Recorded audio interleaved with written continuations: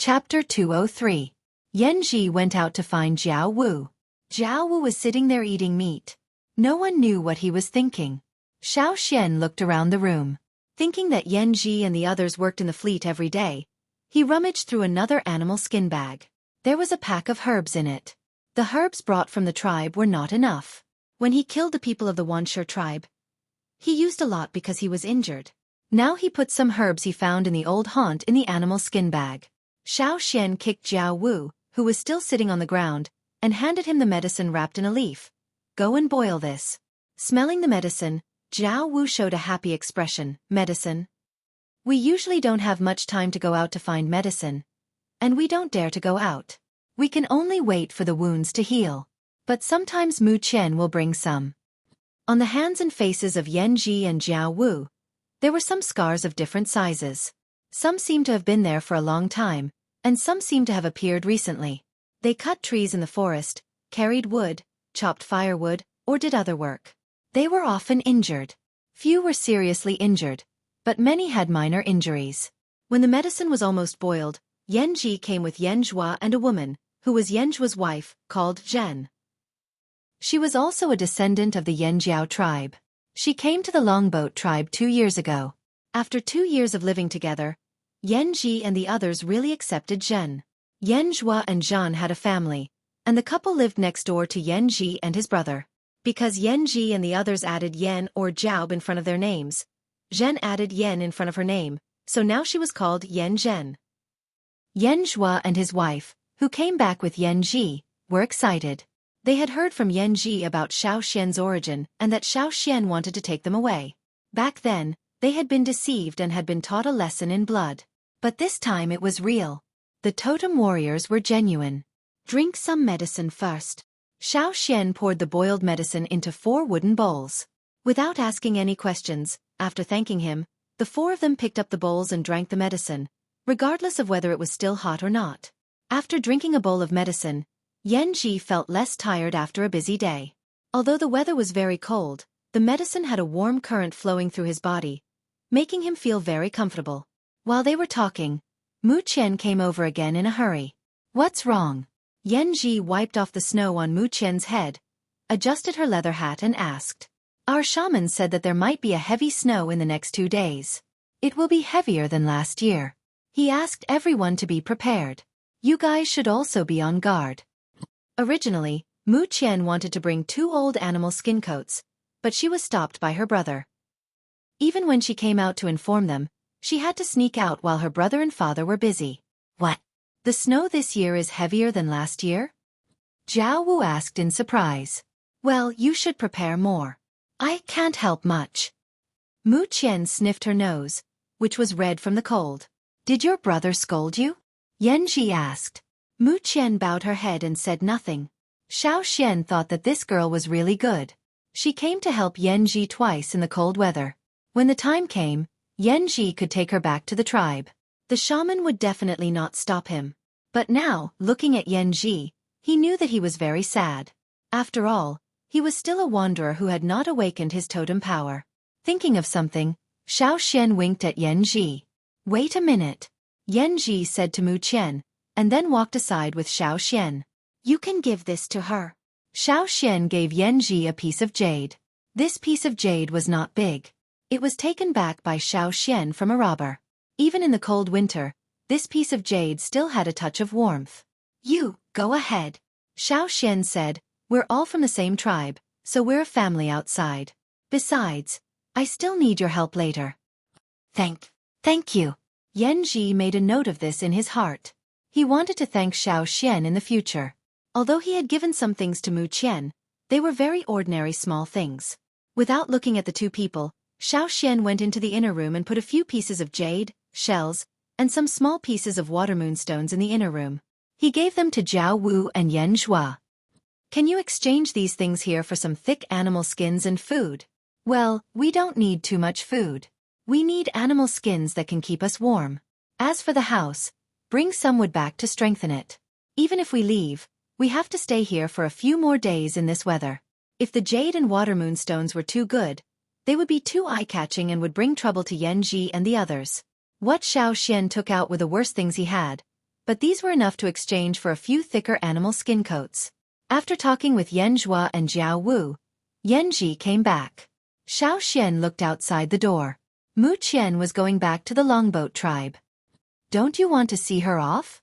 Xiao Xian was puzzled. Just now, Yanji seemed to care about her. Why didn't he see her off? See her off? Why should I? Not only Yanji, but also Jiao Wu and Yan Zhuo were puzzled. Xiao Xian was silent. If I send her back, it will cause trouble, Yanji whispered. Xiao Xian thought about it and agreed. There were some things that the people of the longboat tribe could do, but the wanderers could never do. No matter what the relationship between the people of the longboat tribe was, it was a conflict within the tribe. No matter what happened, it was their own business. Others could not interfere, nor were they qualified to interfere.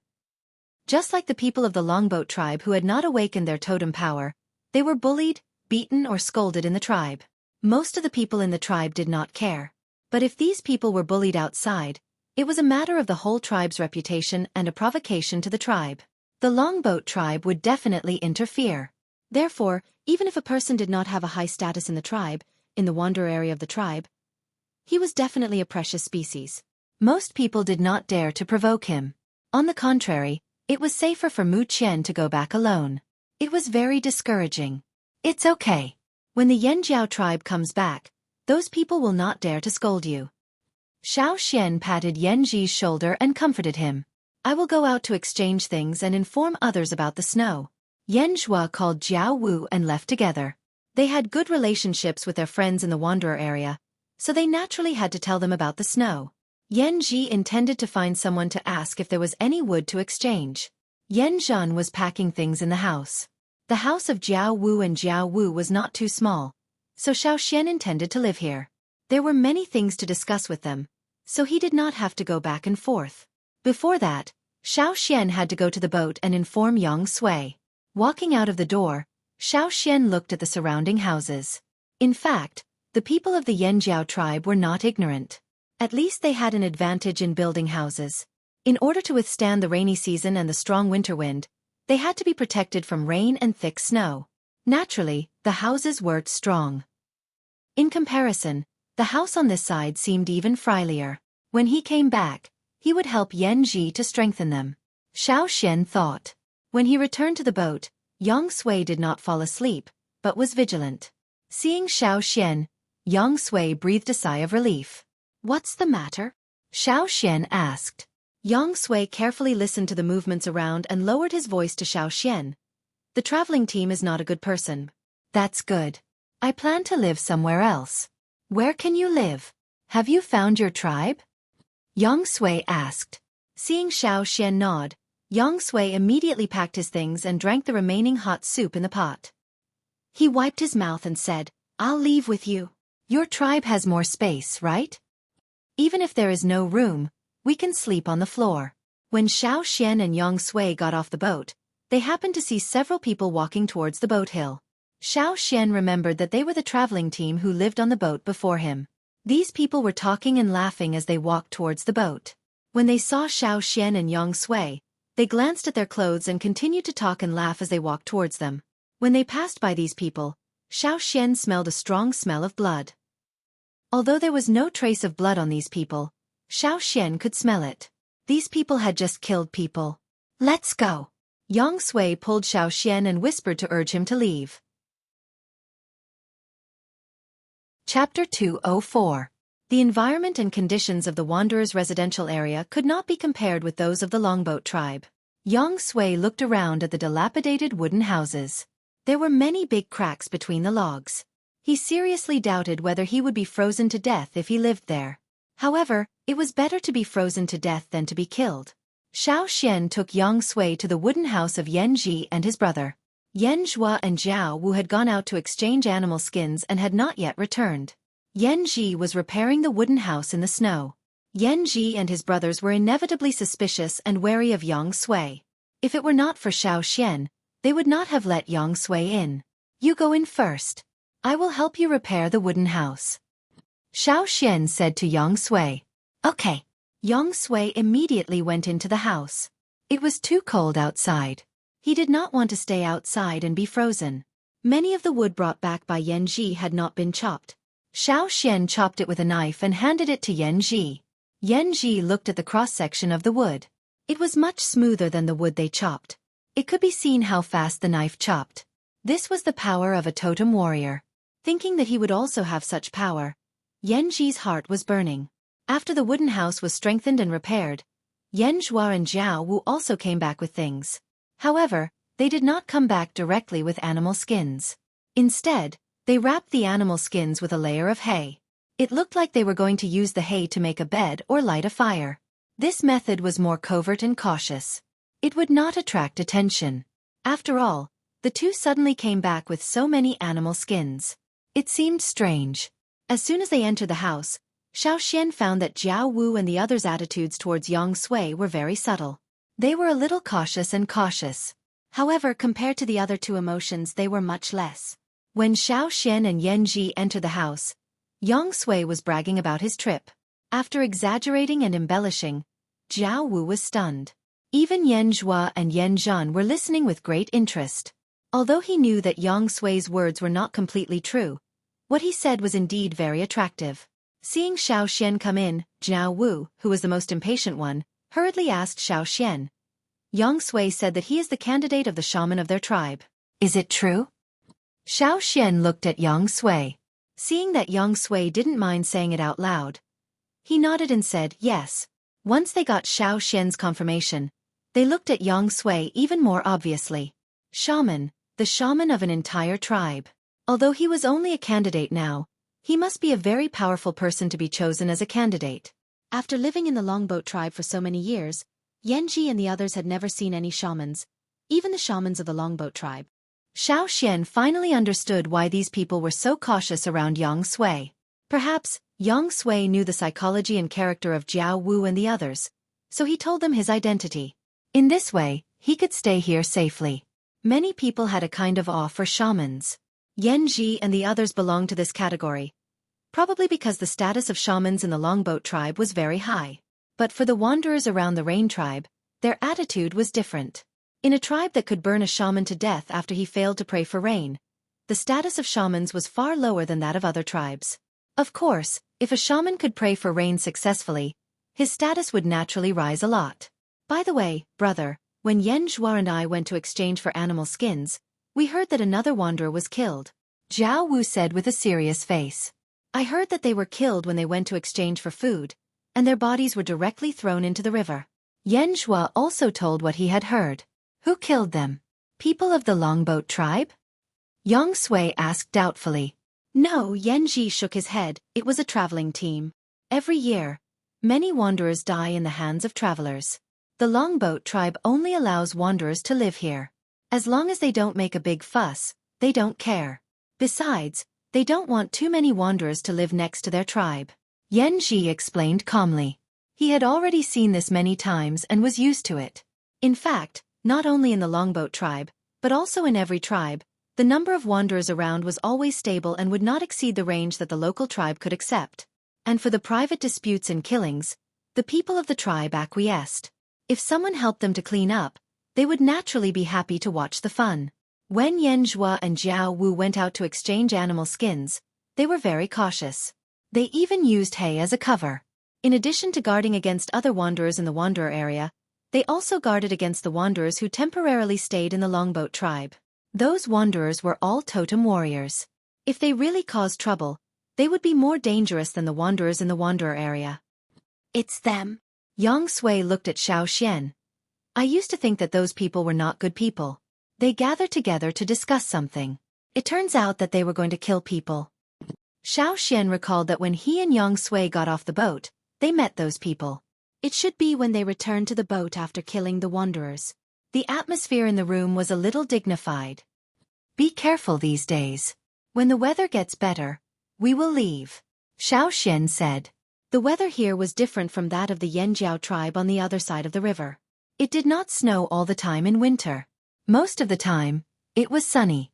Even heavy snow was rare.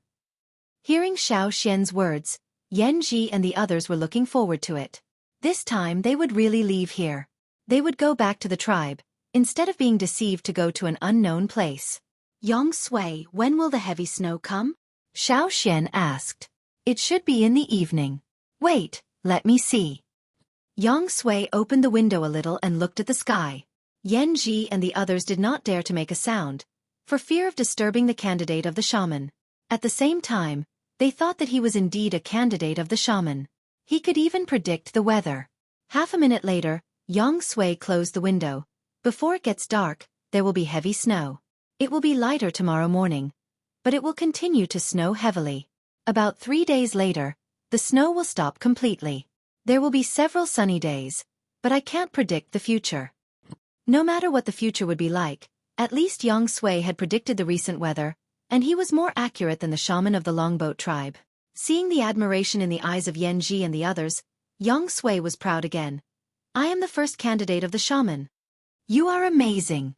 Jiao Wu was a person who easily showed his emotions, so he immediately began to praise him. If it were the shaman of the Yanjiao tribe here, perhaps these people would directly kneel down and worship him. Xiao Xian thought that the shaman was good at deceiving people. While he was thinking, Xiao Xian heard an eagle cry. The sound was not loud, so Yan Ji and the others could not hear it.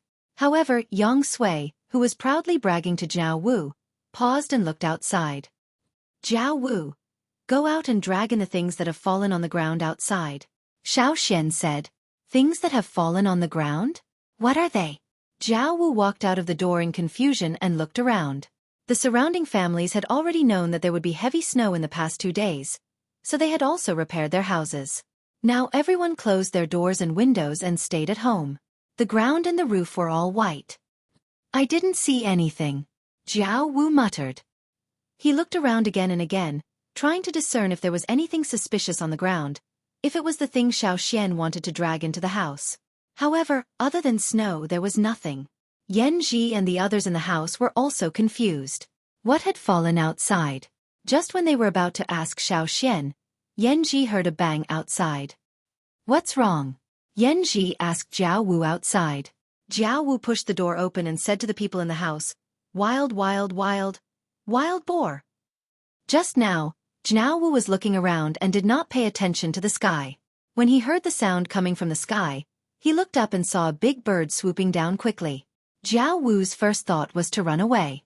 However, when he took 2 steps, he felt something falling from the sky and falling beside him. He turned his head and saw a wild boar. It was quite big. Looking at the sky again, the eagle had flown high again and soon disappeared from Jiao Wu's sight. Looking at the dead but still warm wild boar on the ground, Jiao Wu could not make a decision. He could only ask the people in the house.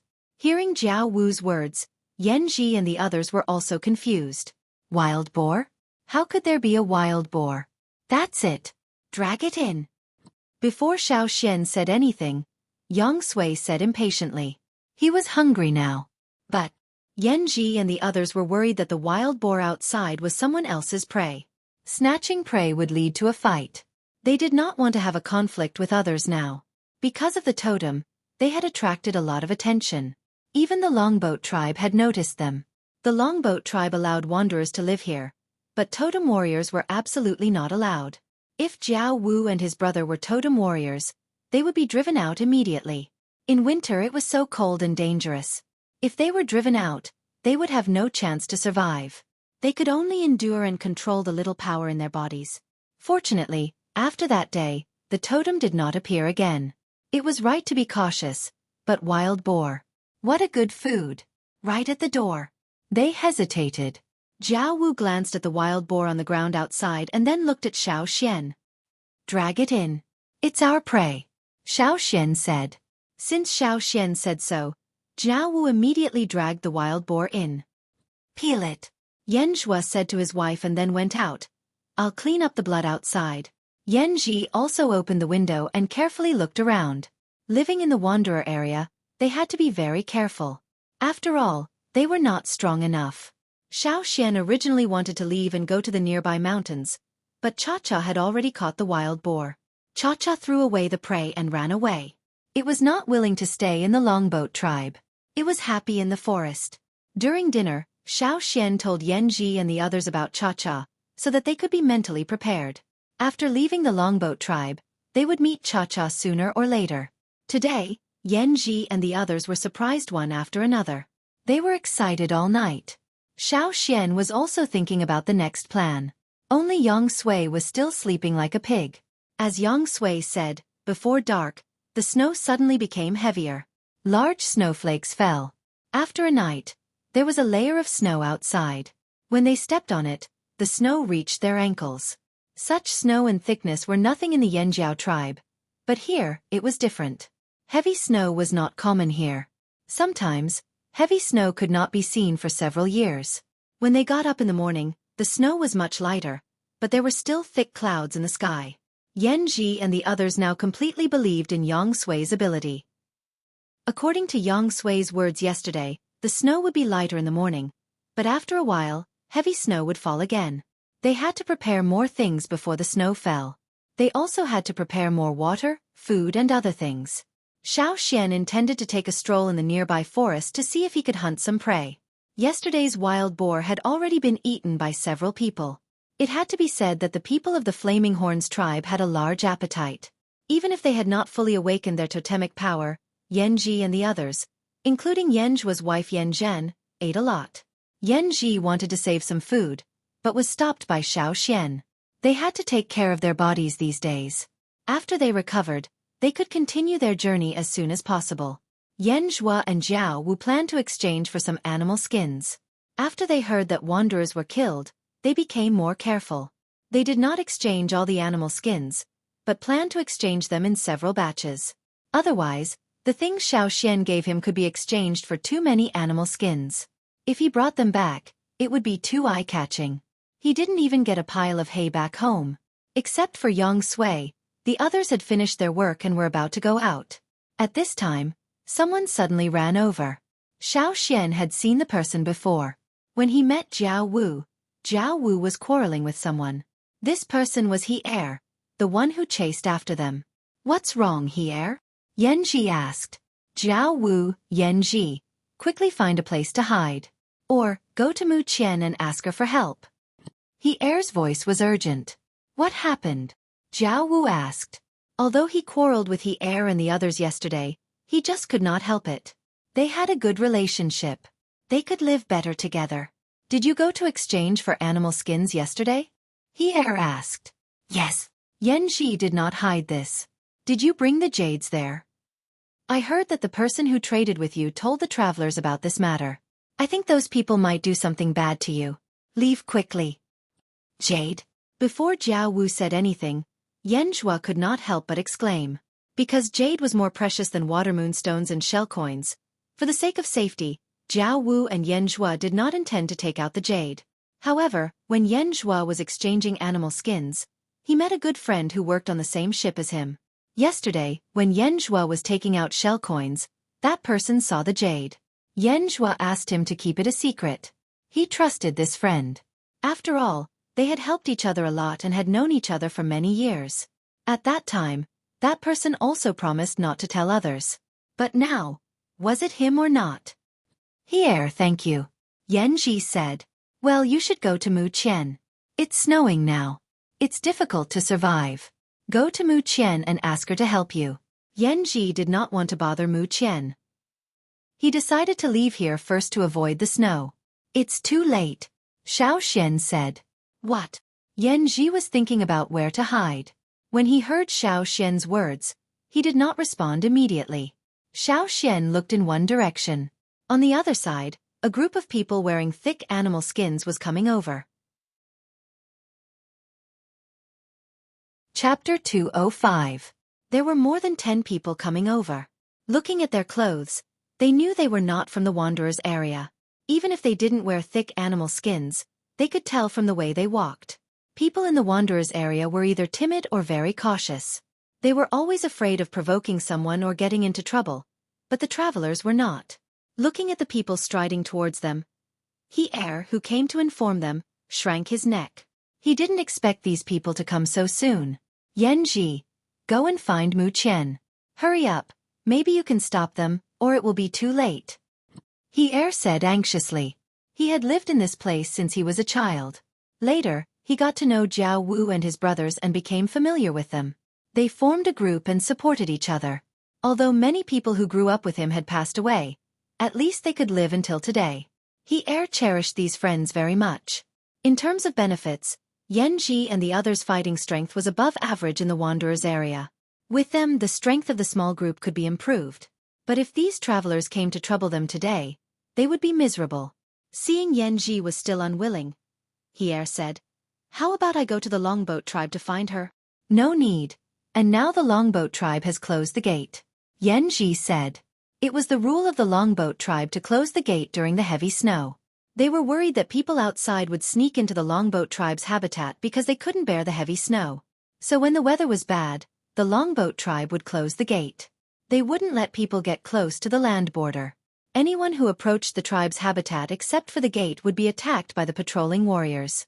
With the strength of the Wanderers, they couldn't stand it. Maybe they would be shot by spears or arrows before they could say what they wanted. "Then let's run away." He pulled Yanji and wanted to run away, but he didn't move.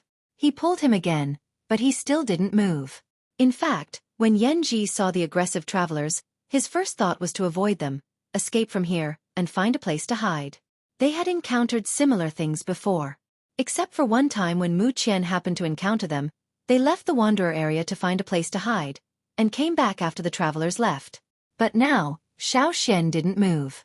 From the looks of it, he had no intention of leaving. Yanji naturally would not leave Xueqi alone. Right now, Xueqi was their only hope. Even if they lost their lives here, they couldn't let anything happen to Xueqi. Yanji moved his sight from Xueqi to Xueqi, who was standing in the room and looking outside. He found that this candidate did not seem to be in a hurry. Could it be that they had the confidence to deal with that group of travelers? Yes, Xueqi was a totem warrior, and Xueqi was the future shaman of the Rain tribe. Those travelers should be careful. In most cases, travelers would not offend the totem warriors and shamans of the tribe. He saw that Yanji didn't move, so he turned to pull Jiao Wu. He found that Jiao Wu also stood there and didn't leave. He looked at Yanjua and his wife, who were about to pack up and run away, but put down their things. They also didn't intend to leave. Jiao Wu didn't think as much as his brother. He was not so smart. He saw that Xueqi didn't move and his brother didn't leave, so he naturally wouldn't run away. You leave first," Yanji said to He. Those people were obviously coming for them. He was already very loyal to them by coming to inform them. If he stayed, he would only be affected. He didn't understand why these people didn't want to find help or run away when they knew that the travelers were coming for them. Did they want to die? He anxiously scratched his head and hurriedly ran away. "I'll find help." He didn't mean to find help in the Longboat tribe. The Longboat tribe was closed by the heavy snow, so he naturally wouldn't go there to seek death. He just wanted to find some wanderers who had a good relationship with him to see if they could help. Usually, they were quite united. As more than 10 travelers came closer and closer, the people who were carefully paying attention to them were sure that they weren't the target. They immediately felt relieved. As long as they didn't come for trouble, it was fine. Needless to say, the expressions of the people who came quickly told everyone, "I'm here to find trouble and kill people." After seeing the people walking in front, Xueqi whispered to Xueqi, "They're the people we saw when we got off the boat yesterday." That was to say, these people were very likely to be the murderers who killed wanderers yesterday. They could kill 1 or 2 wanderers yesterday, so they could kill 4 or 5 today. As long as they didn't make a big fuss and didn't destroy the wanderers' area, the Longboat tribe wouldn't care. Xueqi had seen the leader yesterday, but in less than a day, he had forgotten Xueqi. Probably in his heart, he didn't take Xueqi seriously at all. He wouldn't spend much time to remember insignificant people. The leader walked to the front of the cabin and glanced at the people standing at the door. He was surprised that these people didn't run away when they saw them. They also sent people to guard the nearby intersections. It seemed that they didn't need to. "Who is Yanjua?" the leader asked. His eyes were like a knife as he glanced at them one by one. In his eyes, these people were all the same. However, when he saw the animal skin clothes that Yanji and the others were wearing, his eyes lit up. He didn't take a fancy to those animal skins. Those animal skins were not good enough for him. Now the animal skins that Yanji and the others were wearing were exchanged by Yanjua and Jiao Wu yesterday. Because it was cold, they all wore thicker animal skins. As Xueqi said, they had to take care of their bodies. They couldn't get sick so that they could continue their journey. Under Xiao Xian's instructions, each of them wore 1 or 2 more animal skins. People in the Wanderers area rarely wore so many animal skins at once. Moreover, these animal skins were not worn out. This also confirmed the news that the travelers had heard. Hearing the man's question, Yanji didn't move. Xiao Xian also didn't move. Only Jiao Wu, who was confused and couldn't help glancing at Yan Zhua. That man was also sensitive. He caught Jiao Wu's little movement and looked at Yan Zhua standing next to him with an evil smile. Are you Yan Zhua? I lost a few pieces of jade yesterday. I exchanged them with the Mang tribe. Who would have thought that I would lose them when I got off the boat? I heard that you picked up my jade, right? The man's story was too fake. Moreover, when he said it, he had an expression that said, I am here to rob you. When Yan Zhua was asked to look for him, he already knew who the informant was. He guarded against wanderers and travelers, but he was betrayed by his own people again. This time, it was not a swindler, but a person who grew up with him and was regarded as a good brother. This made Yan Zhua feel very uncomfortable. Moreover, this time, because of him, everyone was dragged into this trouble. Of course, he would never admit to the matter of the jade. I didn't pick up any jade, Yan Zhua said. No. The man stared at Yan Zhua like a sharp knife. But someone said that you picked it up. Otherwise, how did you exchange for so many animal skins? As the man spoke, his voice became louder and louder. There were even some totem patterns on his face. The wanderers who were hiding at home and listening outside were also puzzled when they heard this. Why did Yan Ji suddenly have so many animal skins? Did he really pick up something good? The leader of the travelers was an intermediate totem warrior. When an intermediate totem warrior faced ordinary people, if he used his totem power, it would bring a lot of pressure to ordinary people. However, when the man looked at Yan Zhua, Xiao Xian stood in front of Yan Zhua. I don't know who you heard it from, Xiao Xian said. The thing that Yan Zhua used to exchange for the animal skin was given to him by me. Seeing that someone actually stood up for Yan Zhua, a trace of anger flashed through that person's heart. But after hearing Xiao Xian's words, that person's heart was filled with joy. He was originally puzzled about the origin of the jade, and wanted to investigate from Yan Zhua. But now that he knew, it saved him a lot of effort. Looking at the young man standing in front of Yan Zhua, the man thought for a while and felt that there was nothing special about him. His clothes were not much better than those wanderers, and he looked very young. Young people were full of vigor. A greedy look appeared in the man's eyes. His smile deepened, and with a hint of arrogance he said, Oh, so you stole my jade. Yan Zhua and Jiao Wu were about to say something, but Xiao Xian raised his hand to stop them. He took 3 steps forward and walked in front of the man. As a traveler, he had seen a lot and experienced a lot. He didn't know how many times he had been stimulated between life and death. His intuition was sharper than many people. With Xiao Xian's 3 steps closer, everyone suddenly felt a chill on their backs. Especially the man who was facing Xiao Xian. His arrogant smile disappeared. He felt that his hair stood up. He looked at Xiao Xian with vigilance. Totem warrior? The man said in surprise. He could only judge that the man in front of him was a totem warrior. As for what level he was at, he couldn't tell. After taking 2 deep breaths and suppressing the bewilderment in his heart, the man moved his neck, dispelling the strange trembling from before. His sturdy arms swung twice, and his robust body seemed to be full of strength. When he swung his arms, the large stone hammer in his hand highlighted his strength even more. There were still traces of dried blood on the stone hammer, causing the hearts of those who saw it to skip a beat. The blood on it should be from the wanderers who were killed yesterday. Which tribe are you from? The man asked. Because he often took people everywhere, he was used to speaking with coercion. Xiao Xian didn't show any expression to the man's coercion. He said gently, Yanjiao tribe, Xiao Xian. Yanjiao tribe? The man repeated the name of the tribe that Xiao Xian said. He tried hard to find it in his memory, but couldn't find it. He looked at the man beside him. The man beside him shook his head. He hadn't heard of it either. This tribe that he had never heard of must be a small tribe in some corner. He didn't need to care about it. Travelers wouldn't easily offend people and shamans from tribes, but that was only limited to middle-large tribes. They wouldn't be afraid of small tribes. Even though many of them came from small tribes, they still looked at other small tribes with contempt. Oh, Xiao Xian from the Yanjiao tribe. What a pity. I'm afraid you can't go back. The man said this with a strange ferocity.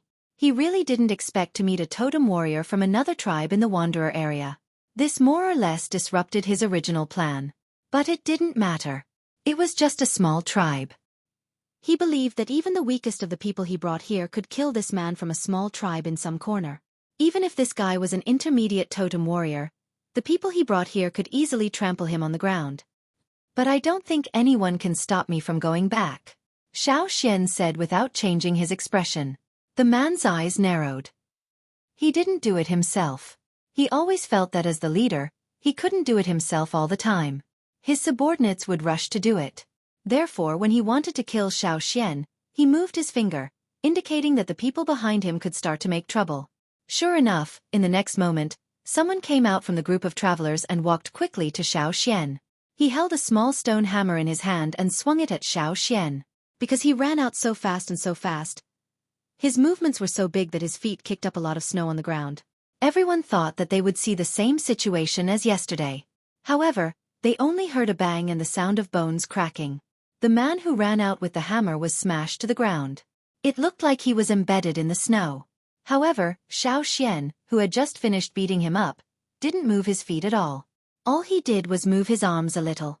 The stone hammer that was thrown up by its owner fell from the sky.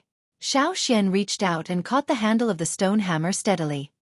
He moved it above the man's face and let it fall. Bang!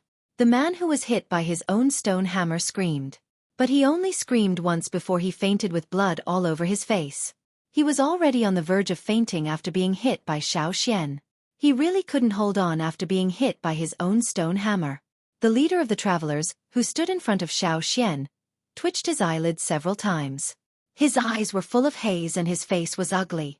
He really didn't expect that the guy in front of him could beat his subordinate with one punch. Moreover, his movements just now were obviously provocative and disdainful. He was provoking him. Jiao Wu and the others standing behind Xueqi widened their eyes. They knew that Xueqi was a totem warrior, but they never thought that Xueqi could beat a totem warrior with one punch. One punch. As for the travelers who came to cause trouble, their expressions were even more exaggerated. These people's expressions were like seeing a Tyrannosaurus Rex hatched from a quail egg. If they had known that there was a totem warrior here, they would have inquired more. This guy seemed difficult to deal with. When he brought his men over, this was the scene of confrontation that he saw. Chapter 206. Snow began to fall from the sky again, and it was getting heavier and heavier. It was going to be a heavy snowfall as Yang Sui had said. He came here with the people he had persuaded with great difficulty. He was still thinking about how to help, but now he could only stand aside in the cold. However, none of them left. They could tell that something was wrong. Yang Sui, who was hiding behind the door, couldn't help but gather his animal skin coat again. It had nothing to do with the totem warriors. It rarely snowed in their tribe, so he couldn't adapt to the snowy weather here. He sighed in his heart for the terrible weather here. He wanted Xueqi to beat all those people down, just like how he had killed the people of the Wanshi tribe. How easy it was.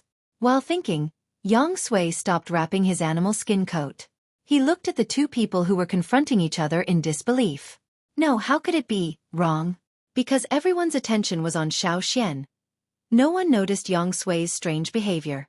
At this moment, the man standing in front of Xueqi looked terrible. He didn't want to fight with Xueqi directly, but he didn't want to give up. What's more, he came here with his people arrogantly. If he left without getting anything, he would lose face, and his prestige in the team would be greatly reduced. Yang Sui was not afraid of him at all, and his momentum was not weak. He should be an intermediate totem warrior like himself. He was so young, but he had already reached the intermediate level. Was he really from the small tribe called Yanjiao? Should he stop and leave? No, he couldn't retreat. I'll give you one more chance. Give me those jades. Towards the end of his speech, the man was almost enunciating every word. It could be seen that he was on the verge of exploding. Xueqi ignored the threat in his eyes. When he finished, he said, "I'll give you one more chance. Get out." This time, not only the leader of the travelers, but also Xueqi's totem patterns appeared on his face. The totem power in his body was running crazily. The momentum of the two people suddenly rose. Even He Er and the others, who had just called in reinforcements, could feel it clearly. They were under great pressure. He Er, I feel that the battle over there is not something we can participate in. The person beside He Er said. That man is a totem warrior? How did that idiot Jiao Wu know a totem warrior? The person who spoke was the one who had quarreled with Jiao Wu before.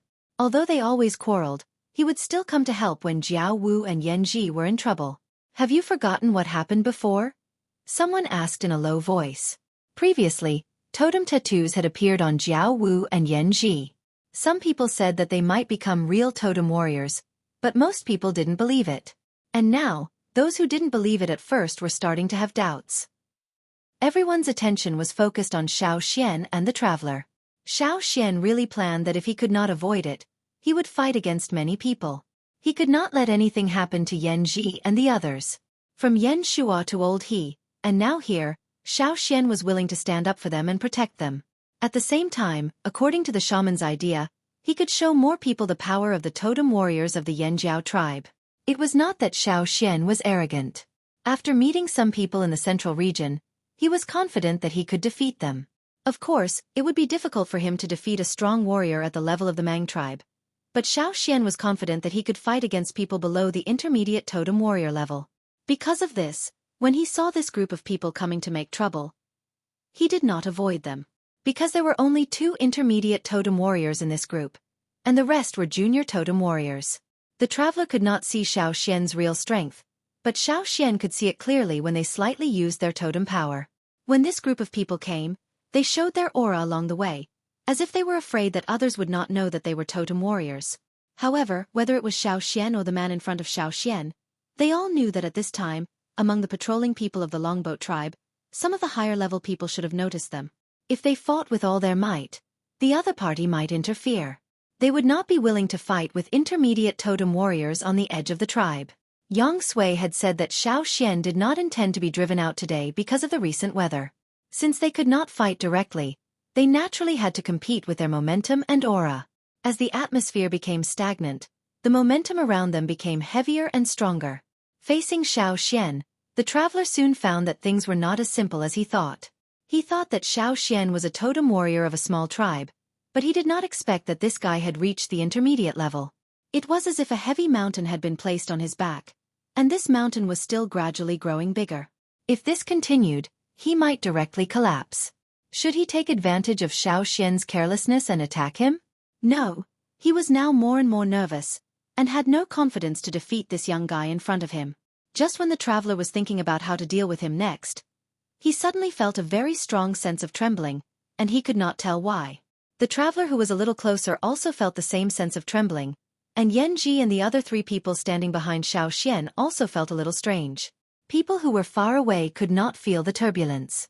They just wondered why the 2 people were still looking at each other affectionately after such a long time.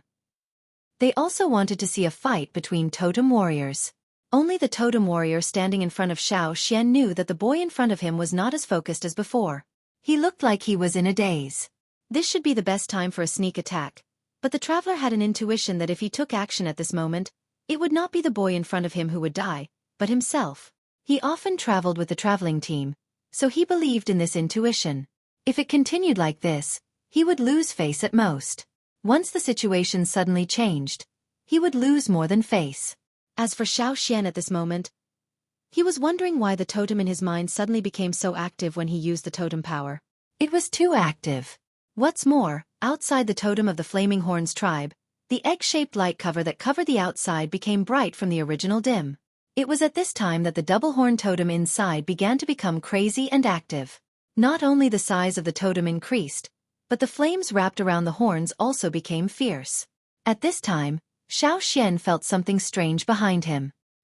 He did not look at the traveler in front of him, but turned sideways to look at the 4 wanderers standing behind him. The people who were paying attention to Xueqi saw Xueqi's movement and also looked at him. Then, a group of people were stunned. Yan Ji and the other 3 wanderers all had totem patterns on their faces. They were very clear, unlike the previous faint patterns. They were as clear as the totem patterns of the real totem warriors. When Xueqi turned around, Yang Sui quickly shrank back behind the door. Totem patterns also appeared on his face, but the purpose of using the totem power was to better find the answer to his doubts. In Yang Sui's eyes, Xiaoxian was now wrapped in flames. Others could not see such flames, but he, as a candidate of the shaman with the power of inheritance, could see them. If the group of travelers looked at Xiaoxian as if a tyrannosaurus had hatched from a quail egg, then Yang Sui looked at Xiaoxian as if a Neza had jumped out of a quail egg. He did not believe it, but everything in front of him was true. Xiaoxian had said that he was not a shaman, but why did he have the power of the fire seed? Moreover, Yang Sui did not intend to use the totem power, but the unique power of inheritance of the shaman suddenly became active. Because of the active power of inheritance, the totem power also jumped out by itself. Yang Sui was very confused. Who on earth was Xiaoxian? What kind of tribe was the Yanjiao tribe? For the first time, Yang Sui was very curious about this tribe that had disappeared for nearly 1,000 years. At the same time, he was very much looking forward to the appearance of this tribe in the central region. At that time, the central region would be very lively, right? Not to mention how shocked Yang Sui was. The group of travelers had already begun to retreat. Totem warriors. 4 more totem warriors. Didn't they say that there were only wanderers? If they had known that there were so many totem warriors, they would not have come directly to make trouble. It was very easy to escalate the conflict between tribes and lead to a war. Their tribe was not big, so they did not want to cause a war. Besides, several travelers quickly glanced at Xiaoxian. This young man's strength was not weak. The so-called Yanjiao tribe should not be too weak, right? Yanji and the others were in a state of excitement. They felt the same feeling as when the totem tattoo appeared that day, the feeling of being full of power and longing for a long time. The difference was that this time, the feeling was stronger. They looked at each other, and after seeing the totem tattoo on each other's faces, they were so excited that they almost jumped up. Everyone hoped that when they were in trouble, they could respond directly instead of running away. However, courage was one thing, and the limitation of strength made them see the gap between them clearly. They could only survive if they understood the current situation. But it was suffocating. Everyone dreamed that one day, they would be able to respond to the troublemakers with a straight back. However, they did not have absolute power, so they could only endure it. But now it was different. Even if this situation was only temporary, they still had enough confidence. Jiao Wu's square face was full of toughness. He rubbed his hands, and his eyes fell on the last few travelers. He could not deal with the strong ones, but he wanted to try to deal with the weak ones. Unlike the eagerness of Jiao Wu and the others, the faces of the people brought by He Air changed again and again. It turned out that it was not easy for them to muster up the courage to come and fight, but in the end, it was useless. However, Jiao Wu and the others were really enviable. Chapter 207. Large snowflakes were falling, and the people in front of the wooden houses in the Wanderer area were in a bad mood. At the same time, outside the Longboat tribe's habitat, a man was leading a patrol team. He frowned and looked in the direction of the Wanderer area. There is a conflict in the Wanderer area, the man said. Is there a fight? Someone in the team asked. If it was just those travelers who killed 2 wanderers, the leader would not have paid so much attention to it. It should be a fight between totem warriors. And they were at least intermediate totem warriors. They could ignore small fights and turn a blind eye to them. But if it was serious, it would be different. If you want to fight, fine, but don't fight in front of my house. Go away and fight as you like. I don't care if you fight alone or in groups. However, the patrol team did not hear the sound of fighting. Why was the leader so sure that there was a fight over there? Leader Wedge, do you want to go and have a look? Someone asked. Senior totem warriors generally would not fight around the tribe's territory. Once they did, they would be closely watched by the local tribe. As for how closely they would be watched, only those who had been watched would know. Therefore, most of the time, it was the intermediate totem warriors who caused trouble. Senior totem warriors would not easily get involved. If it was not serious, the Longboat tribe would not know about it.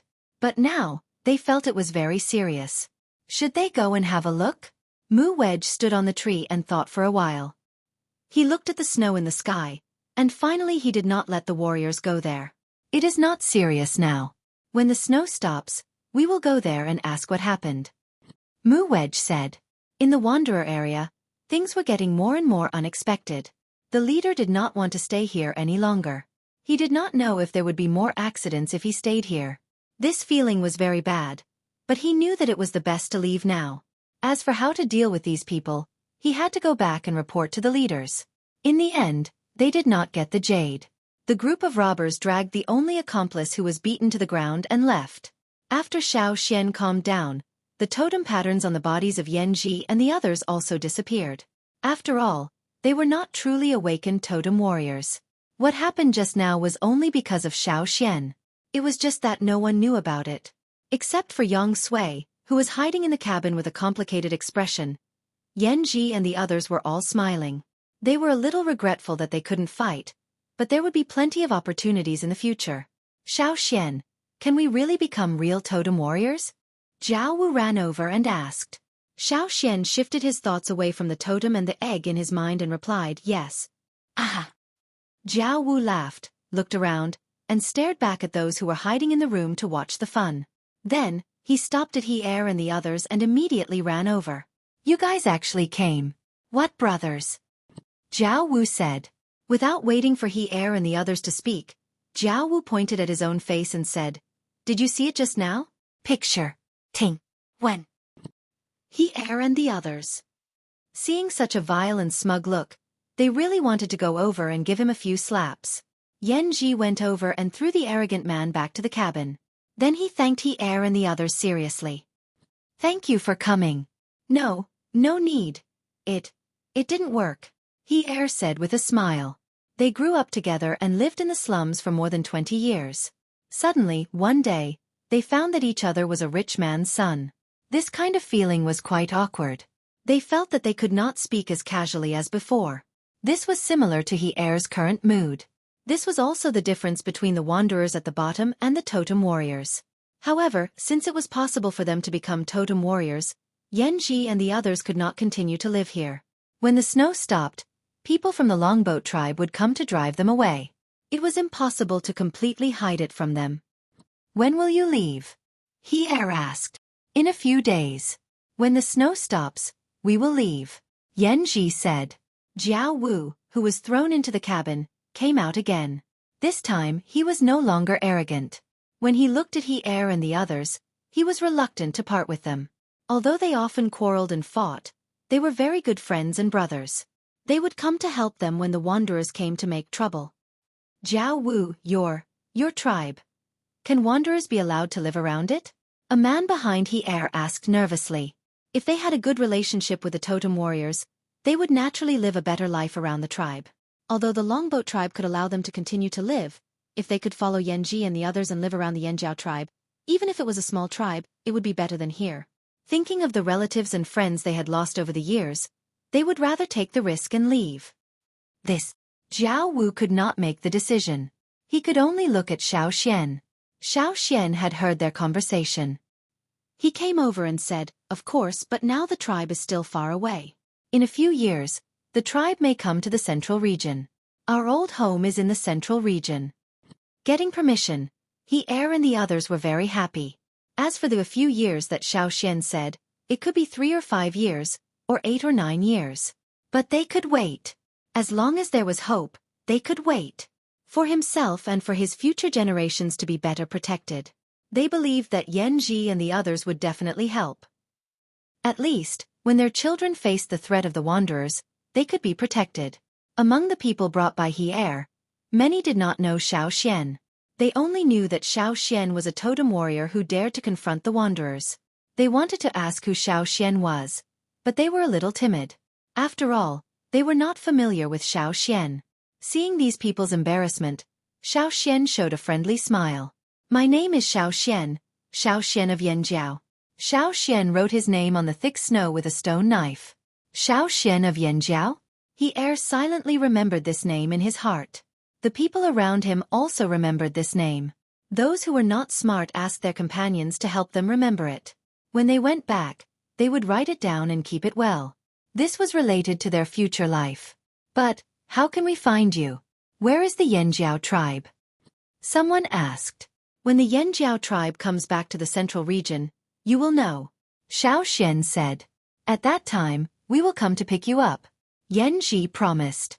Without He Er and his companions, they would not have been able to live until today. Although there was a mutually beneficial relationship among them, their relationship had deepened over the years. They were like relatives and friends. Only those who came with he heir were guaranteed by Yanji. As for those who did not come, it was unknown whether they could come with them or not. After he heir and his companions left, Yanji and his companions also returned to the house. Be prepared. Those people do not dare to do anything in the territory of the Longboat tribe, but when we leave, they may not stop. Even if they do not chase us, we will encounter a lot of trouble on our way. Xiao said. Well, I will make more wooden arrows these days. Yanjue said. I will find a chance to exchange for some things. Yanji said. In the next 2 days, the travelers did not come to make trouble. Xiao also prepared to leave with Yanji and the others. When the snow stopped and the sky cleared, the Longboat tribe sent people to this place. They found that Yanji and his companions had left, and the wooden house had been given away. The people in the Wanderer area returned to the tribe and reported the results to Mu Wei. As the leader of the patrol team, Mu Wei was confused. The Yanjiao tribe? What tribe is that? Chapter 208. While the patrol leader of the Longboat tribe was thinking about what kind of tribe the Yanjiao tribe was, Xiao was taking advantage of the good weather and hurrying on with the others. They had planned to leave by boat, but found that many places on the river were frozen. Although the ice was not very thick, it would certainly make it more troublesome to sail. The Longboat tribe did not have any livestock. Even if they had livestock, they would not trade with others, so they could not ride. In the end, they decided to go on foot. Because there were 4 more people this time, they could not let Cha-Cha carry them like before. Besides, Yanji and the others had not really awakened their totemic power, so it was a little difficult for them to travel. Their speed naturally decreased a lot. After walking for a long time, Xiao asked them to stop and have a rest. We should be completely out of the Longboat tribe's range of activities, right? Yang Sui asked. Should be. I have never been so far away. After thinking for a while, Yanji said, except for the time when we left by boat. In the past, they had been deceived and cheated to leave. The place where the accident happened was far away from the Longboat tribe. If they were not lucky, they would not have been able to safely return to the Wanderer area of the Longboat tribe. But this time, their mood was completely different. Xiao Wu looked around. The surrounding mountains were covered with a layer of white. In some places, the snow had already melted, exposing the rocks and vegetation below. If the weather continues like this for 5 or 6 days, more places will be exposed. The weather here was much better than in the tribe, Xiao thought. At this time, it should still be snowing and windy in the tribe. An eagle's cry came from the sky. It sounded like an ordinary eagle's cry, but only Xiao, who was familiar with Cha-Cha, knew that Cha-Cha had found something unusual. Someone is coming, Xiao said. The few people who were resting immediately tensed up. Who? Yanji asked. Xiao looked at the sky, and then looked in one direction. That was the direction of the Longboat tribe. People of the Longboat tribe? Yanjue was puzzled. They rarely come out in winter. No, it's not the Longboat tribe, Xiao said. It could be those travelers from before. Hearing that he was a traveler, Yanji and the others were worried. They actually chased us all the way here? Jiao Wu couldn't believe it. Although it wasn't snowing in the middle of winter, it was still cold outside. How could these people not give up? Looking at the sky again, Xiao said to Yanji and the others, find a place to hide. What about you, Xiao? Yanji asked. Don't worry about me, Xiao said. Yanji sighed. This feeling of helplessness made them very depressed, but they had no choice but to do as Xiao said. This was the only way. If they rashly jumped out, they would simply be throwing their lives away and dragging them down. Over there, Huaqiu, who was the one who confronted Xiao in the Wanderer area that day, was chasing him with his people. That day, after Huaqiu and his people returned from the Wanderer area, the more he thought about it, the more he hated them. After reporting the situation to the leader of the traveling team, he was not only scolded, but also beaten. It took him 2 days to recover. Originally, he thought that the leader would help them teach the warrior of the Yanjiao tribe a lesson, but the people of the Longboat tribe came to find them. Several senior totem warriors of the traveling team were tripped up, so Huaqiu took the opportunity to lead his people to find them first. There were still some footprints in the snow. Although the footprints were shallow, Xueqi was sure that they belonged to those people in the Wanderer area. The Wanderer's footprints were different from those of the totem warriors. He just didn't know whether that guy was still there. Thinking of Xueqi, Xueqi was a little afraid, but he only hesitated for a moment, and then continued to chase. He thought that as long as he could delay that guy for a while, even if he couldn't beat him, he could delay until the leader came. Xueqi was confident that he could delay that guy. While thinking, Xueqi suddenly had a strong sense of danger. "Watch out!" Xueqi shouted. In front of them, a man jumped down from a tree. Before Xueqi could see clearly who it was, the man in front of him was kicked away and fell towards Xueqi. Xueqi dodged the person who was thrown at him, but the people behind him who reacted slower suffered. They were hit and fell down together with him, rolling several times in the snow. Without looking at the man behind him, Xueqi's eyelids twitched. He knew that the man was not a simple man. Fast, too fast. Xueqi didn't look at the man, but only paid attention to the man's stone knife, which was like a storm. He raised the stone axe in his hand and blocked it with the axe body. Bang! A deep crack appeared on the stone axe. The difference between the stones was obvious at this time. Xueqi always thought that his stone axe was made of the best stone. Usually, he was happy to chop it, but he didn't expect that today it would be broken directly. If he could grab it and use it himself. At this time, Xueqi's first thought was not to be chopped by the man, but to grab the knife. However, the feeling from his hand made him unable to think about anything else. Xueqi, who was holding the stone axe, stepped back 2 steps because of the swift and violent cut. His dark face flushed. The strong impact from the axe made the totem power in his body chaotic, and the muscles on his arm were shocked by the impact. His wrist that was holding the axe trembled a few times, and he almost couldn't hold it and let it fall out of his hand. What a strong force! In horror, Xueqi looked at the man who chopped the knife. Instantly, the shock in his heart deepened. It was this guy! Xueqi still remembered that when he was in the Wanderer area of the Longboat tribe, Xueqi's overbearing momentum was directly suppressed by him. But now, Xueqi's momentum seemed to be hidden. If it weren't for his keen intuition, which was brought by years of traveling experience, he might not have been able to block the knife. However, it was this situation where all the auras were hidden that made Xueqi feel even more uneasy. Before Xueqi could react, Xueqi kicked his lower abdomen. The strong force made Xueqi unable to stand still, and his legs, which were rooted to the ground, became weak. He stepped back several steps, and his waist was bent because of the kick. The undigested roast meat he had at noon was vomited out together with his stomach juice. Although he was shocked, Xueqi could not restrain his anger after being beaten by Xueqi one after another. He held back his anger, and before he could stand firm, he threw a small stone axe at Xueqi from his waist. Xueqi avoided the stone axe that was spinning rapidly in the air.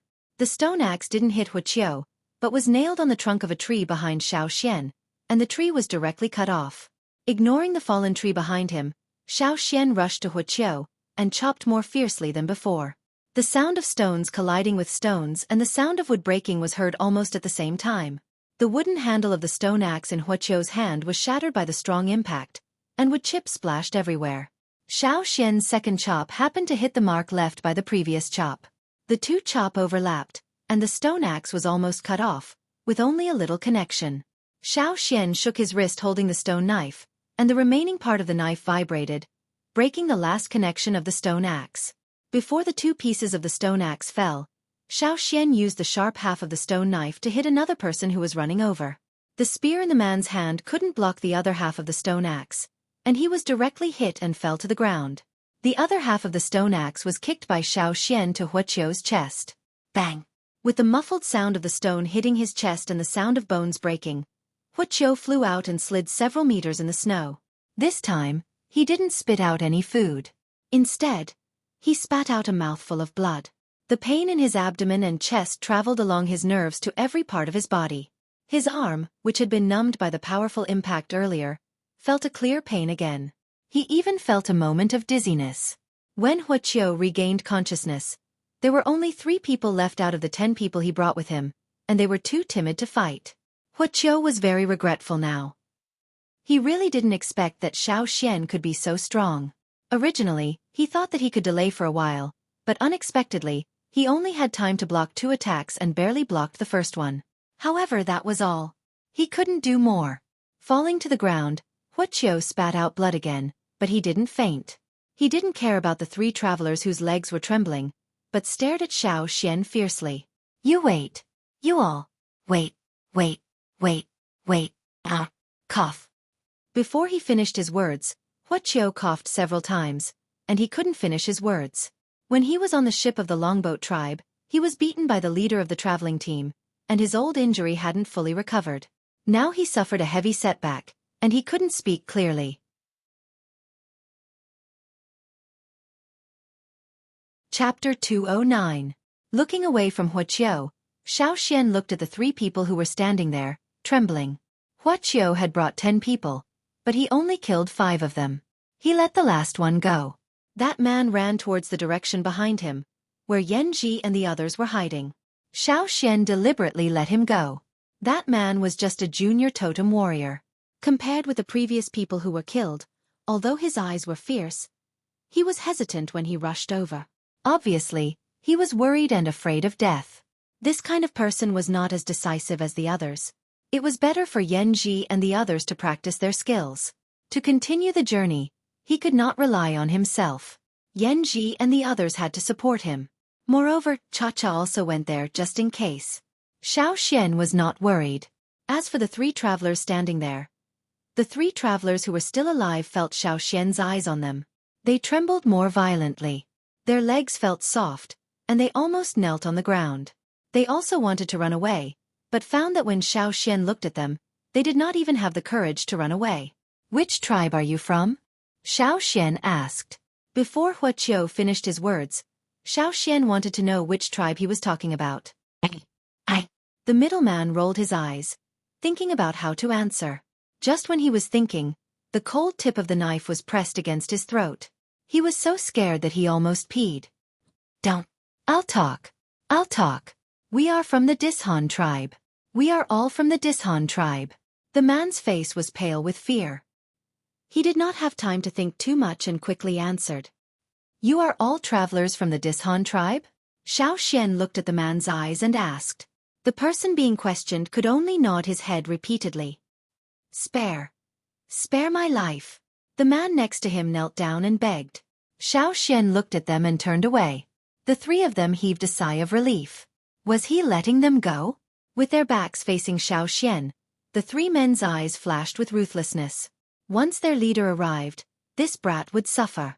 Just as the 3 of them were about to run away, they had only taken a step when they felt a sharp gust of cold wind sweep past them. Then they lost consciousness. Xiaoxian shook off the blood on his saber and stabbed Xueqi, who could no longer speak. Then he walked towards Yanji. Judging from the commotion, the progress over there was not bad.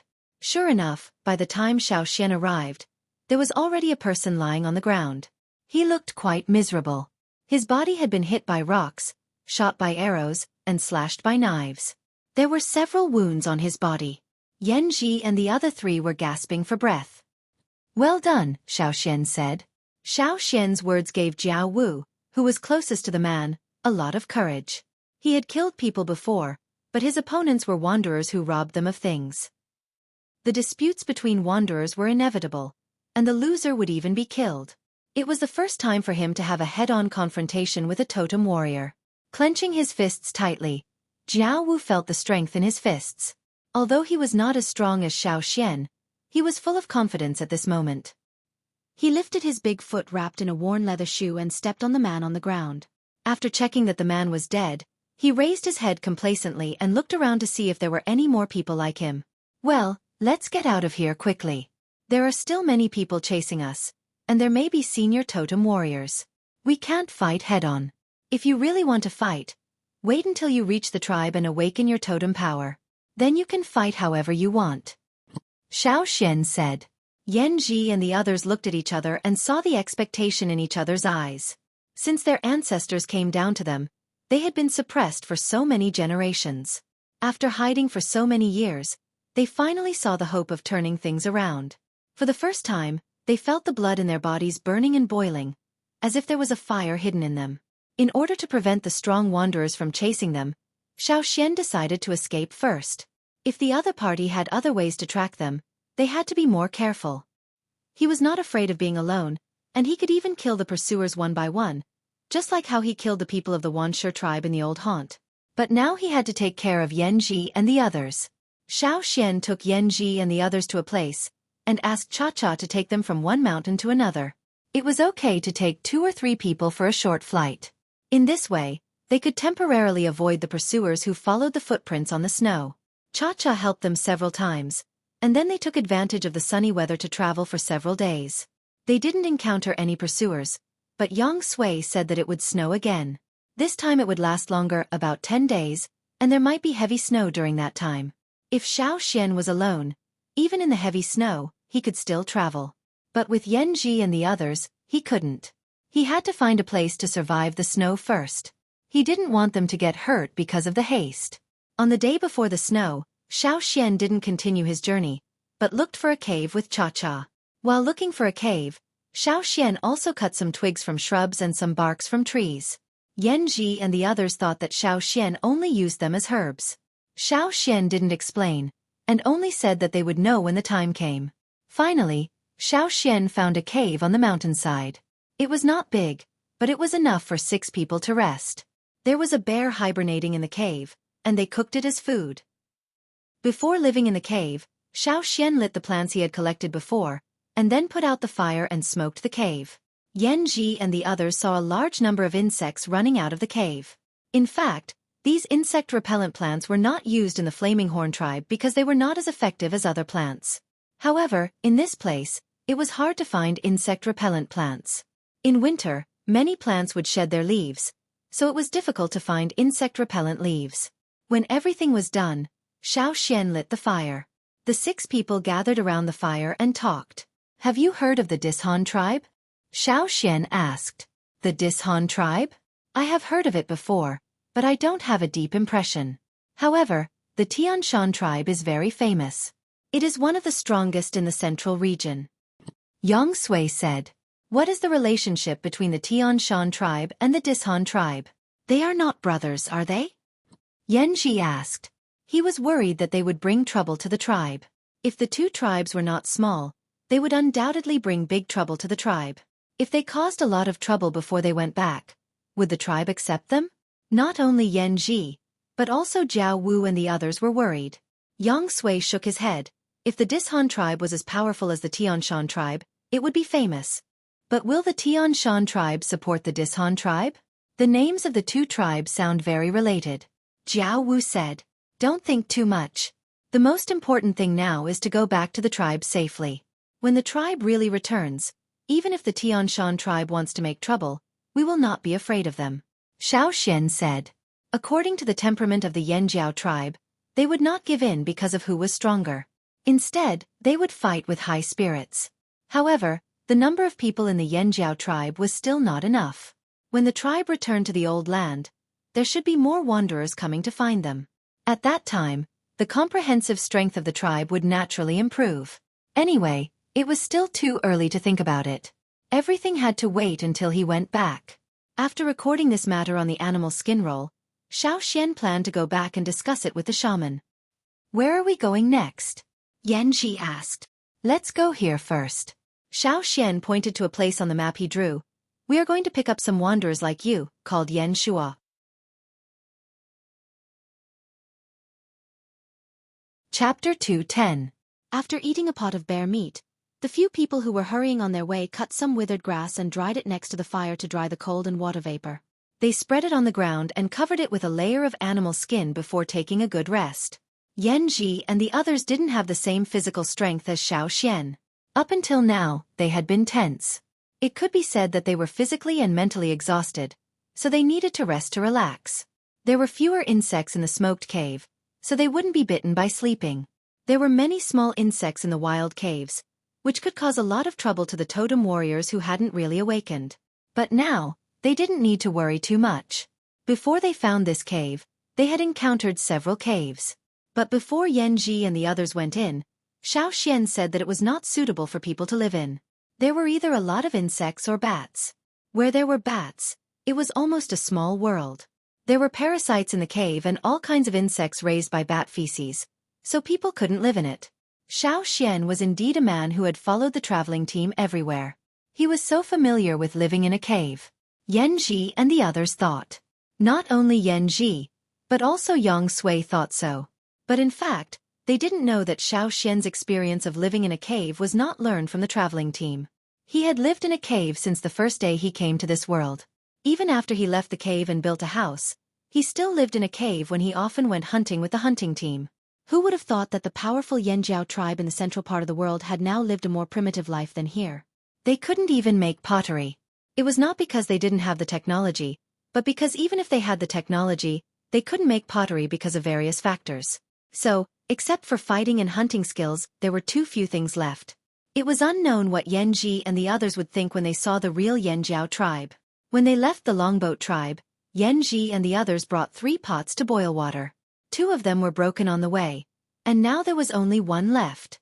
After eating some barbecued meat, Xiao Xian went out to look for other prey. The meat was enough for Yanji and the others, but for him, it was nothing. Without higher quality food, Xiao Xian could not adapt to the beast meat. Since the quality could not be changed, he could only satisfy the quantity. Therefore, before Yanji and the others went to sleep, they saw Xiao Xian eating meat. After they woke up, they saw Xiao Xian eating meat. A pile of bones had already been thrown to the side. Yanji, after traveling with Xiao Xian for so long, Yang Sui had gotten used to such a situation. One Xiao Xian and the other Cha Cha were like 2 bottomless pits. Yang Sui really didn't know how such a tribe could feed its people. Could it be that they had more farmland and more livestock? Yang Sui had also asked about this, but Xiao Xian did not answer. He only said that they ate meat most of the time, but he did not eat so much when he was in the tribe. Yang Sui would never have thought that the most common food of the Yanjiao tribe was actually the ferocious beasts, which they avoided at all costs. I have something bad to tell you. Yang Sui went out to drain water and came back, saying to the people around the fire. What? Will it snow for a long time? Xiao Xian asked. Yes. Yang Sui squatted by the fire and said while drying his hands, the snow will last for about 10 days, but after it stops, the weather will not be clear. It will be cloudy for a day or 2, and then it will continue to snow. As for how long it will last, I don't know. It depends on which direction you go. If you go to the rain tribe, the snow will be less and less. If you go to the direction you said, the snow will still continue. Xiao Xian thought for a moment and asked, if you go to the direction I said, will the river freeze? Not all of it will freeze. Then it will. Xiao Xian thought for a moment and said, then let's stay here for a while. When the ice on the river melts, let's go. As for the period of time when it snows, Yanji, can you build a boat? It doesn't need to be too big, just enough for 10 people. No problem, but we need some materials. Yanji said, tell me what you need. I will try my best to find it. Xiao Xian said. Before going to the longboat tribe, Xiao Xian wondered if he could learn some shipbuilding skills in the longboat tribe. After all, each era had its own characteristics. This world was completely different from the world he knew in his previous life. Therefore, Xiao Xian needed to learn a lot of new knowledge. However, when he arrived at the longboat tribe, he found that they, like many other tribes, were xenophobic. They were very strict about what they had mastered. Even wanderers like Yanji and the others, who came to the longboat tribe many generations ago, could not understand many things until now.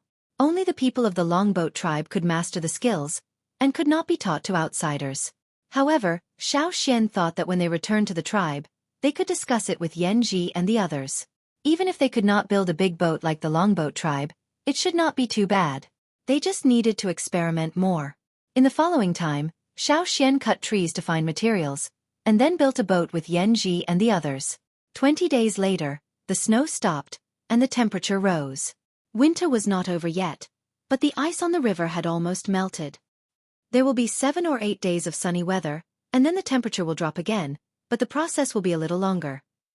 There will be a buffer period of 10 to 20 days, from rain to light snow to heavy snow. After that, the temperature will drop and the river will freeze. You should pay attention. Yang Sui said. Well, I know. Thank you. Xiao Xian went back to the cave, and carried out the 6-meter-long boat that they had built together these days. Yanji and the others wanted to help, but they did not expect that Xiao Xian could easily carry the boat alone. He walked faster than them. Are all totem warriors like this?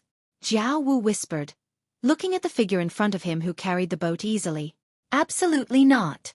Yang Sui said quietly, and then looked at Yan Ji and the others. This may be the characteristic of the Yanjiao tribesmen. Hurry up and keep up. Yan Ji slapped Jiao Wu's head and said. However, although he tried to be serious, the corners of his mouth could not help but rise. The Yanjiao tribe seemed to be really strong.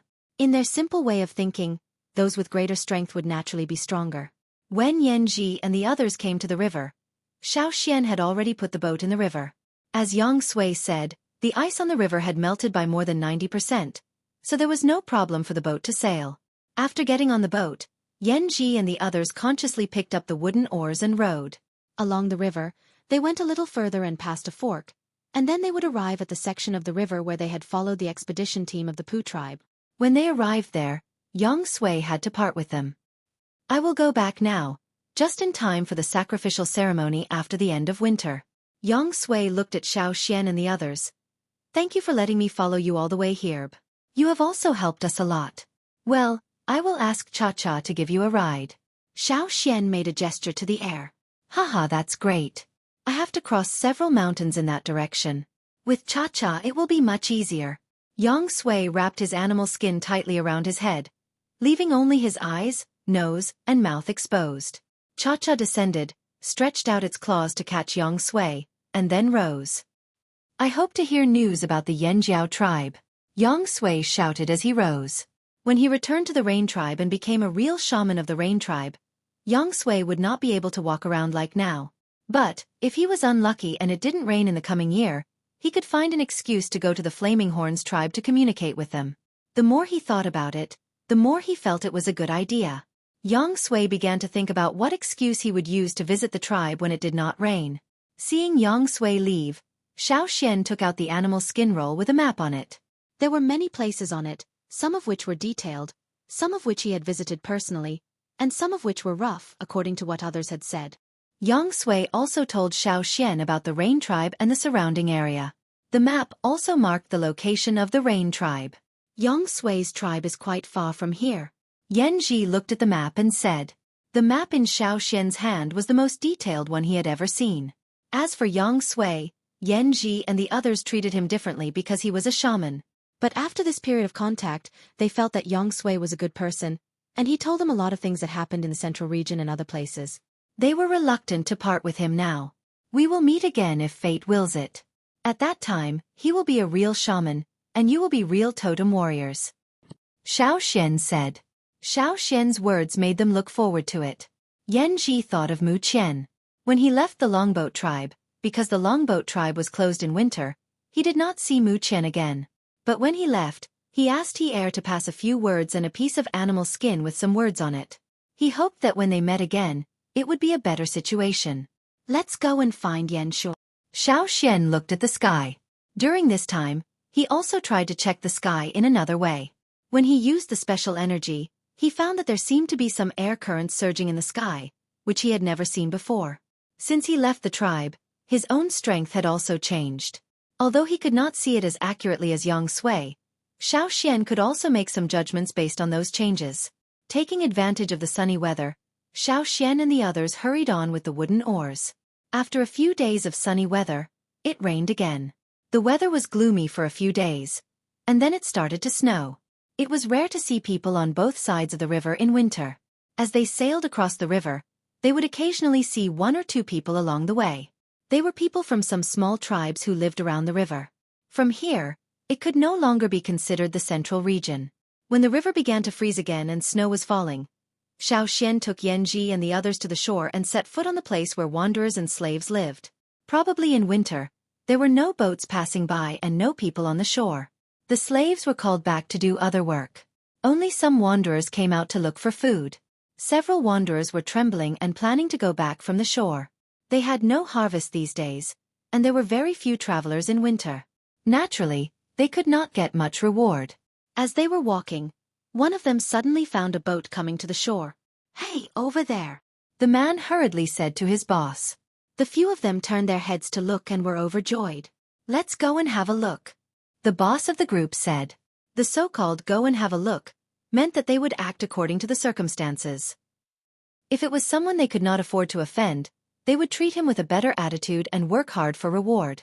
But if it was someone who was not a threat, they would take the risk of directly killing him and robbing him. The snow was getting heavier and heavier, blurring their vision. The few of them trembled and ran over with their hands clasped together. Hidden in their sleeves were thin stone knives and other tools and weapons. Acting according to the circumstances, they naturally had to prepare things first. There were only 5 people over there. 4 of them looked as if they were about to die from exhaustion. Their footsteps were heavy. There was even a woman who was carrying a few animal skin bags. Maybe there were a lot of good things. The people on the other side were even happier. "Big brother, take them directly." The man made a chopping gesture and said, "Leave the woman. Let's wait and see." The 5 people who had just come ashore were getting closer and closer. The boss was inclined to the idea of directly killing them and robbing them. But, just as he was about to say something with a harmless smile, the person in front of the 5 who had just come ashore turned around and looked at them. The boss! The harmless smile on his face froze. His body trembled even more, and he turned around and ran away. "Hey, big brother, why are you running?" One of them was still puzzled, but after seeing Xueqi, he ran faster than his boss. Seeing the people who came over and ran away as if they were avoiding a ferocious beast, Jiao Wu was puzzled. Why are they running away? Yan Ji guessed something, but he did not say anything. As a person who had lived in the wanderer area since childhood, he could naturally see that those people were also wanderers, but they were the kind who had bad intentions. "Let's go." Xueqi took Yan Ji and the others and walked towards Yan Shua's house. Because of Xueqi's deterrence at that time, in the past 6 months, no one had a direct conflict with Yan Shua. The slave owner did not do anything, as if nothing had happened. This also made Yan Shua's life much better. Coupled with the sudden appearance of the totem tattoo before winter, Yan Shua found that his strength had increased again, and sometimes he could hunt some satisfactory prey in the mountains. At this moment, Yan Shua was in the house, and the family was eating barbecue around the fire. There was fish soup in the pot, which was caught on a few days when the weather was good. Looking at his wife and children, who had become rosier, Yan Shua thought that it would be better if he could really return to the Yanjiao tribe. As he was thinking, Yan Shua heard someone knocking on the door. And this kind of knocking rhythm and strength meant that it was not someone from the wanderer area. Yan Shua signaled his wife and children to hide in the house. Although no one had caused him big trouble since Xueqi left, but for safety's sake, he was still very cautious. "Who is it?" Yan Shua shouted and walked to the door with a knife. "It's me, Xueqi." Hearing the voice outside the door, Yan Shua did not care about anything else. He threw his precious knife behind him and hurriedly moved the thick wooden board away. Seeing Xueqi, Yan Shua was very excited. "Come in quickly, it's cold outside." Yan Shua asked his wife to take out the frozen fish and other things, and then he was about to say something to Xueqi, when he saw the 4 people who followed Xueqi into the house. "They are." Yan Shua looked at the 4 people. He felt that although it was the first time he saw these 4 people, there was an inexplicable sense of familiarity. He had already guessed the possible answer. "They are all people like you." Xueqi briefly introduced Yan Ji and the other 3 people.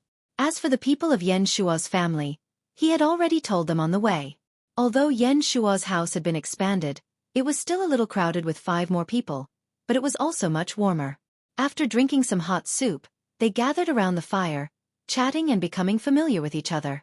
Yan Ji and the others used to be on guard against people, including the descendants of the Yanjiao tribe, but they believed in Xueqi, so they also believed in Yan Shua. These were the people who would go back to the tribe with them. "When the winter is over, we will leave." Xueqi told them his plan. With them, Xueqi planned to go to the drumming tribe. In the drumming tribe, the other people's lives would be protected. If they went to other places, they would encounter a lot of trouble. Although the people of the drumming tribe look fierce, they are good people. Moreover, we will need their help. Xueqi, you can arrange it. We will listen to you. Yan Shua said. Yes, you can decide. Yan Ji also said. Are there many crocodiles in the drumming tribe? Jiao Wu asked tentatively. Yes. Crocodiles are very dangerous. In the longboat tribe, Yan Ji and the others had seen the crocodiles brought back by the fleet. They had been hunted during the voyage. They had only seen it from a distance, and only saw the crocodile easily bite a wooden stick as thick as an arm into pieces. But in the drumming tribe, as long as you behave and do as I say, Those crocodiles are actually very good helpers. Xiao told them about the situation of the drumming tribe, as well as what he had experienced in the drumming tribe. However, before going to the drumming tribe, I plan to go to the Poo tribe to find someone. The Poo tribe is not far from the drumming tribe. If we go to the drumming tribe, we will pass by the Poo tribe, Xiao said. At that time, when they separated from the traveling team, Xiao told you that if they could catch up, they would meet somewhere. However, when the people of the Poo tribe arrived, they stayed for 2 days, but they still did not see Xiao. In order to go back, the people of the Poo tribe could not wait for Xiao. This was not something that you could decide alone, so they left when the time came. However, Yu was not worried. He knew that Xiao's real strength was stronger than it looked. Besides, there was an eagle. When Xiao left, he also told him that if he could not catch up, he could let the traveling team of the Poo tribe go first, and he would visit the Poo tribe later. After being separated from the traveling team of the Poo tribe for a long time, Xiao planned to visit Yu and several people who had helped him in the traveling team before going back. By the way, he could get some frog poison from the Poo tribe, which might be useful on the way back. Although the winter here was as long as that on the other side of the river, the weather here was not so bad. When the moon came out, the weather was actually warmer.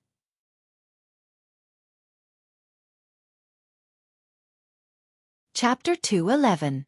As the winter officially ended, some rafts and boats gradually began to appear on the river, but most of them were wanderers and slaves who lived here. The traveling team had not yet come out. Xiao did not see the slave owner this time. Yan Shuo said that the slave owner named Xueqi had left before winter. No one knew where he went or when he would come back. However, the slave owner had left several high-level slaves to be in charge here. With them here, the slaves did not dare to be lazy at all. These days, the slaves could be seen everywhere.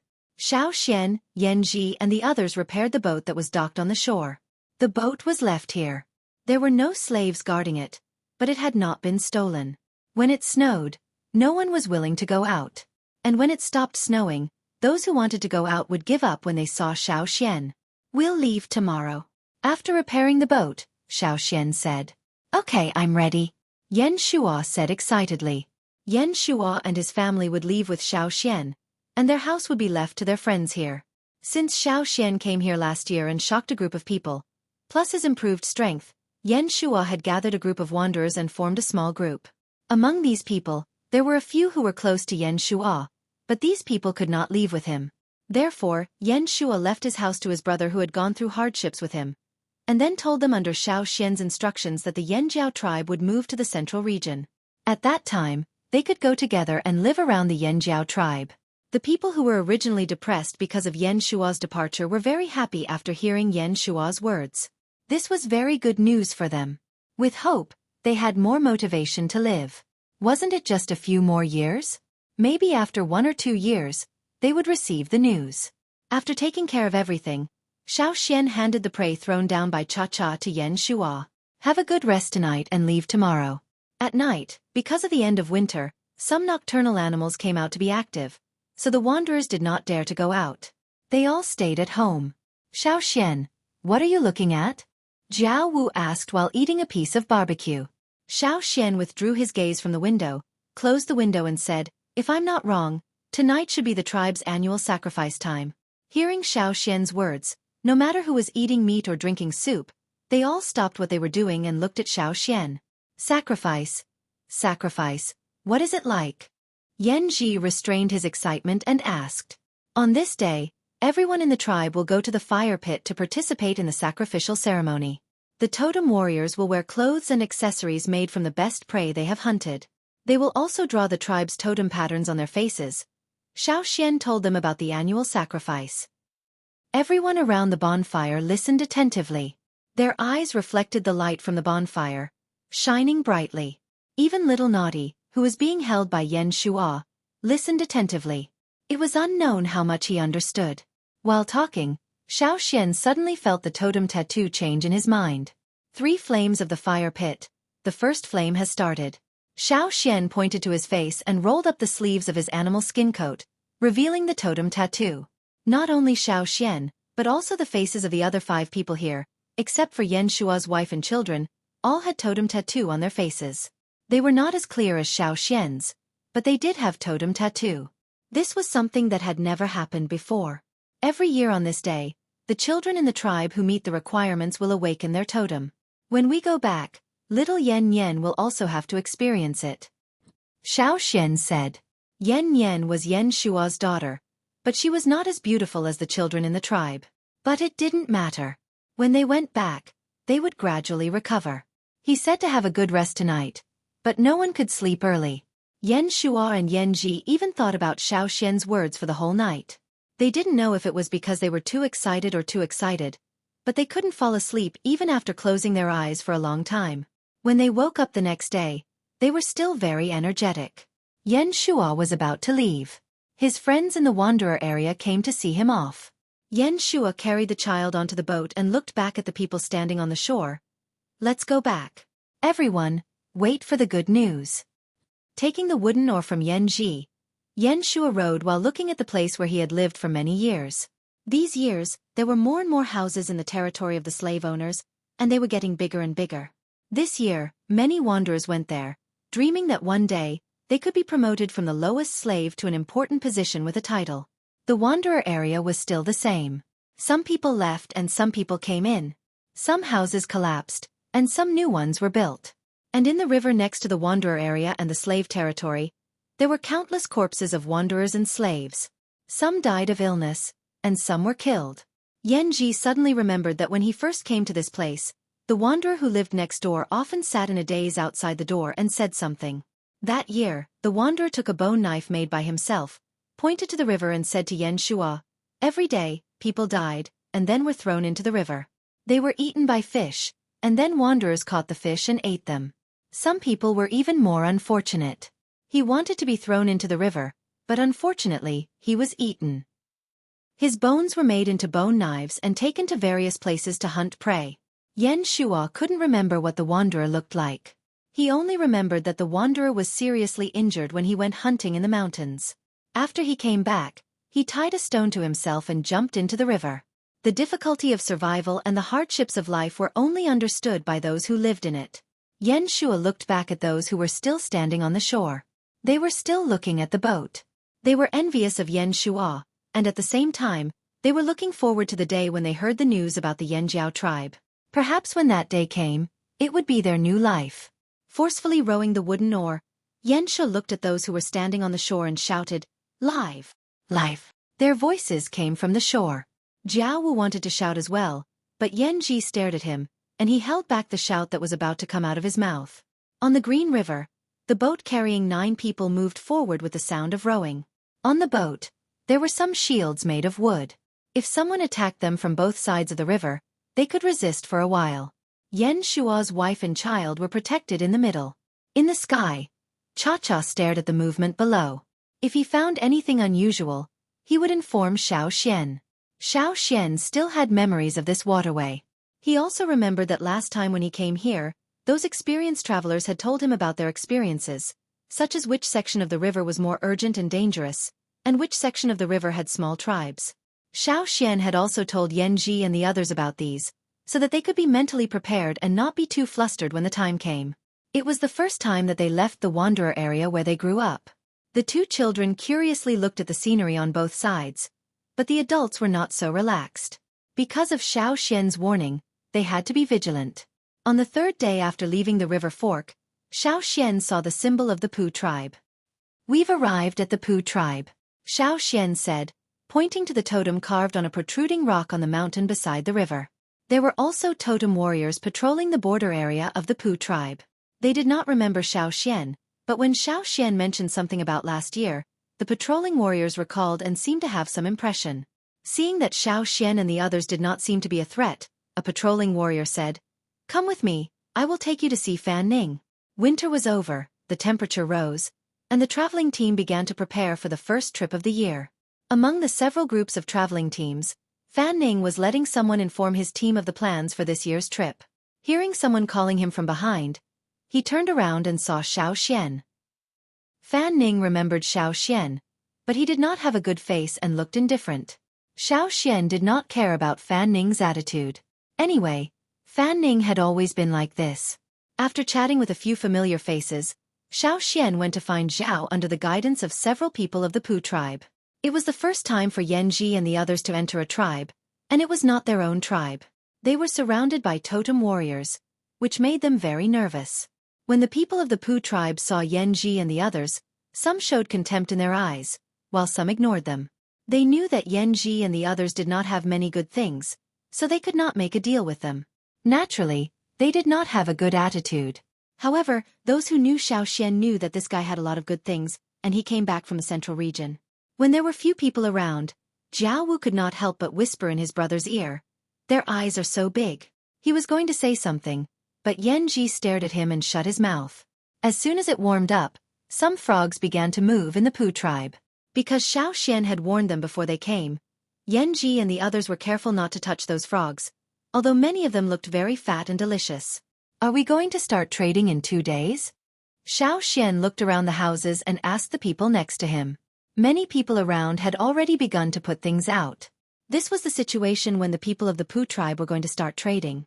"Yes, by the way, Xiao Xian, today the people of the Luo tribe will come to trade. You can see what you can get," the man said. When he saw Zhao's hut, Xiao Xian thanked the man and gave him a piece of jerky. "Thank you." As soon as he smelled the jerky, the man was stunned. He did not expect that he could receive something just by leading the way. He grinned and looked around.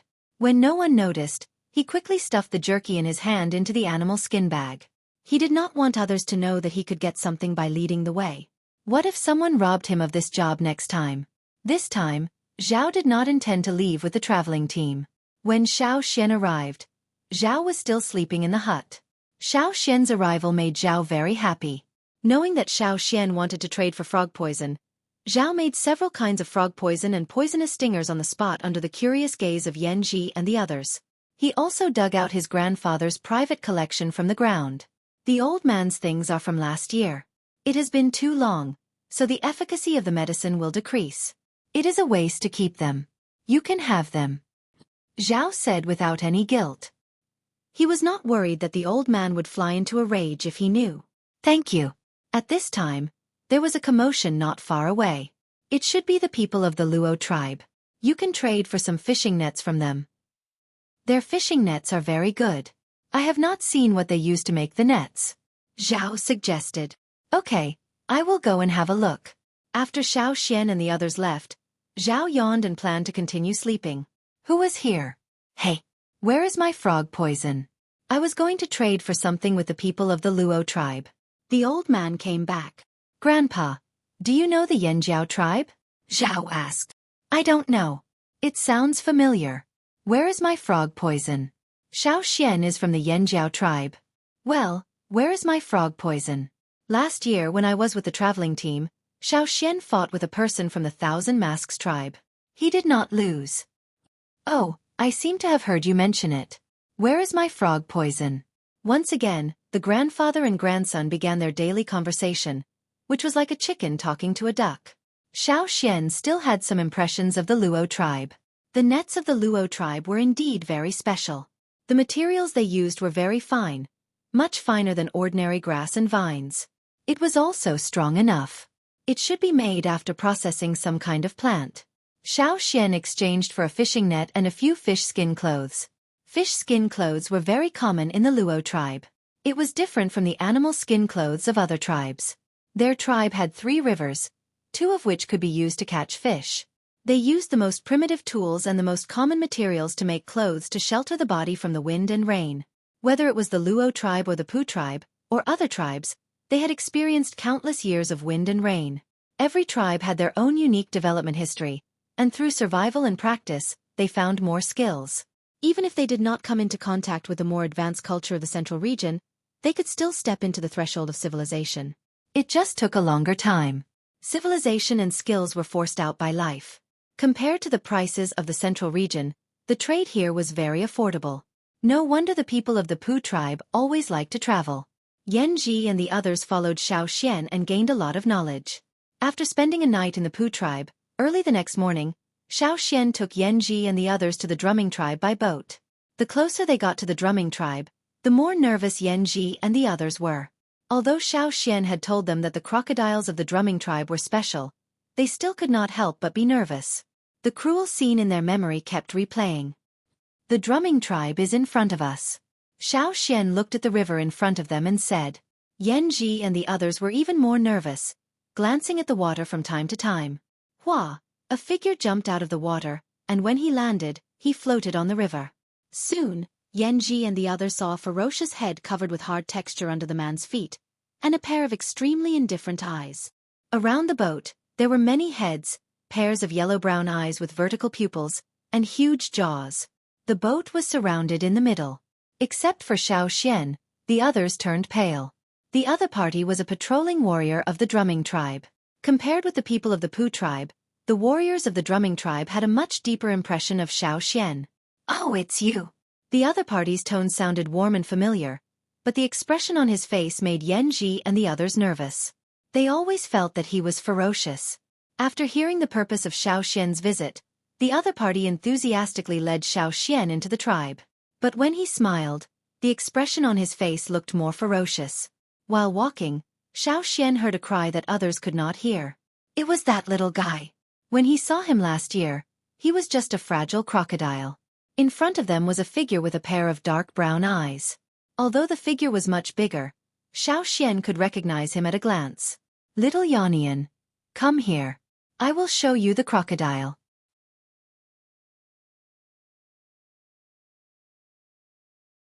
Chapter 2:12. It had been more than half a year since they last saw this crocodile. Now, this crocodile was more than 2 meters long, growing faster than ordinary crocodiles. According to the people of the drumming tribe, these crocodiles would grow faster and faster, especially during the rainy season. Every time they left and came back, they would experience a crazy growth process. Little guy, long time no see. Xian looked at the crocodile and said. He also reached out and touched the hard skin on the crocodile's head.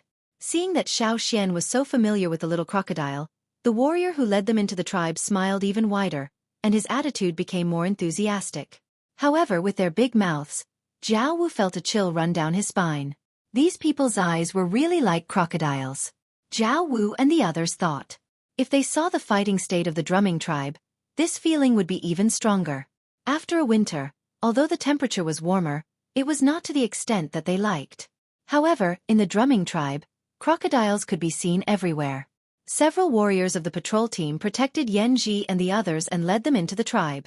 If no one led them, the crocodiles would attack strangers and eat them as food. Some crocodiles floated up from the pool, coldly looking at the people passing by, and then sank back into the pool. Jiao Wu and the others were tense, but the two children's mentality was much better. They curiously stared at the large and small crocodiles around. Since they came to the drumming tribe, they naturally had to visit the chief and the shaman of the drumming tribe. Moreover, Xian had something to discuss with them. Last time when Xian came, the two had shown a friendly attitude, hoping that the two tribes could cooperate. This time, Xian came to talk about cooperation. The shaman and the chief of the drumming tribe had received the report from the patrol team and were waiting outside the house. Standing outside the house to greet him instead of sitting inside showed the attitude of the shaman and the chief, showing that they valued Xian. Long time no see, Xian. The shaman of the drumming tribe looked at Xian and said. Not too long, only half a year. Xian walked over and took out a piece of jade as a gift. Fan Mu took over the jade and felt a gentle warmth in his hand, which eased his irritable mood a lot. It was not that they had never seen jade before, but because the tribe was located in a remote area, far away from the central region, and unlike the Pu tribe, they did not like to travel far. In addition, the Pu tribe rarely brought jade back, so within the tribe, there were not many people who had seen jade. Only a few people with high status had seen it. The shaman of the drumming tribe looked at Xian with a more relaxed expression, not only because it was a gift from Xian, but also because he knew that before Xian left, he only had some water moonstones on him. For someone who could travel with the Pu tribe, wander around the central region, and bring his tribesmen back safely, his strength should not be underestimated. As a shaman, what he saw was not only the immediate benefits, but also something that was more beneficial to the development of the tribe in the long run. Although the shaman didn't quite understand why the people Xian brought here looked like ordinary people who hadn't awakened, he knew it involved the secret of the Flaming Horns tribe, so he didn't ask in detail. He just asked people to take Ji and the others to the next room to rest, And then he and Fan Mu took Xiao Xian into the room to talk in detail. Move the tribe. After hearing Xiao Xian's words, the shaman and the chief of the drumming tribe were very surprised. Generally speaking, unless there was a great change, the tribe would not move at will. The bigger the tribe, the more difficult it was to move. Yes. To be honest, our shaman and the chief have long wanted to move the tribe to the central region, because the tribe used to be in the central region, but later left because of some things. When I go back this time, I will tell the shaman about the situation in the central region, and he will probably make the decision together with the chief. Xiao Xian explained, hiding something. If we move the tribe, we may land in the drumming tribe. At that time, I hope the drumming tribe can help us. I promise that we will not be a threat to the drumming tribe, nor will we invade and occupy the territory of the drumming tribe. Xiao Xian said. Whether they would invade and occupy, these were not things that they believed in Xiao Xian. After all, Xiao Xian was not the shaman, nor the chief of the Yanjiao tribe. As the chief of the tribe, Fan Mu and the shaman had to consider more. Xiao Xian was not in a hurry.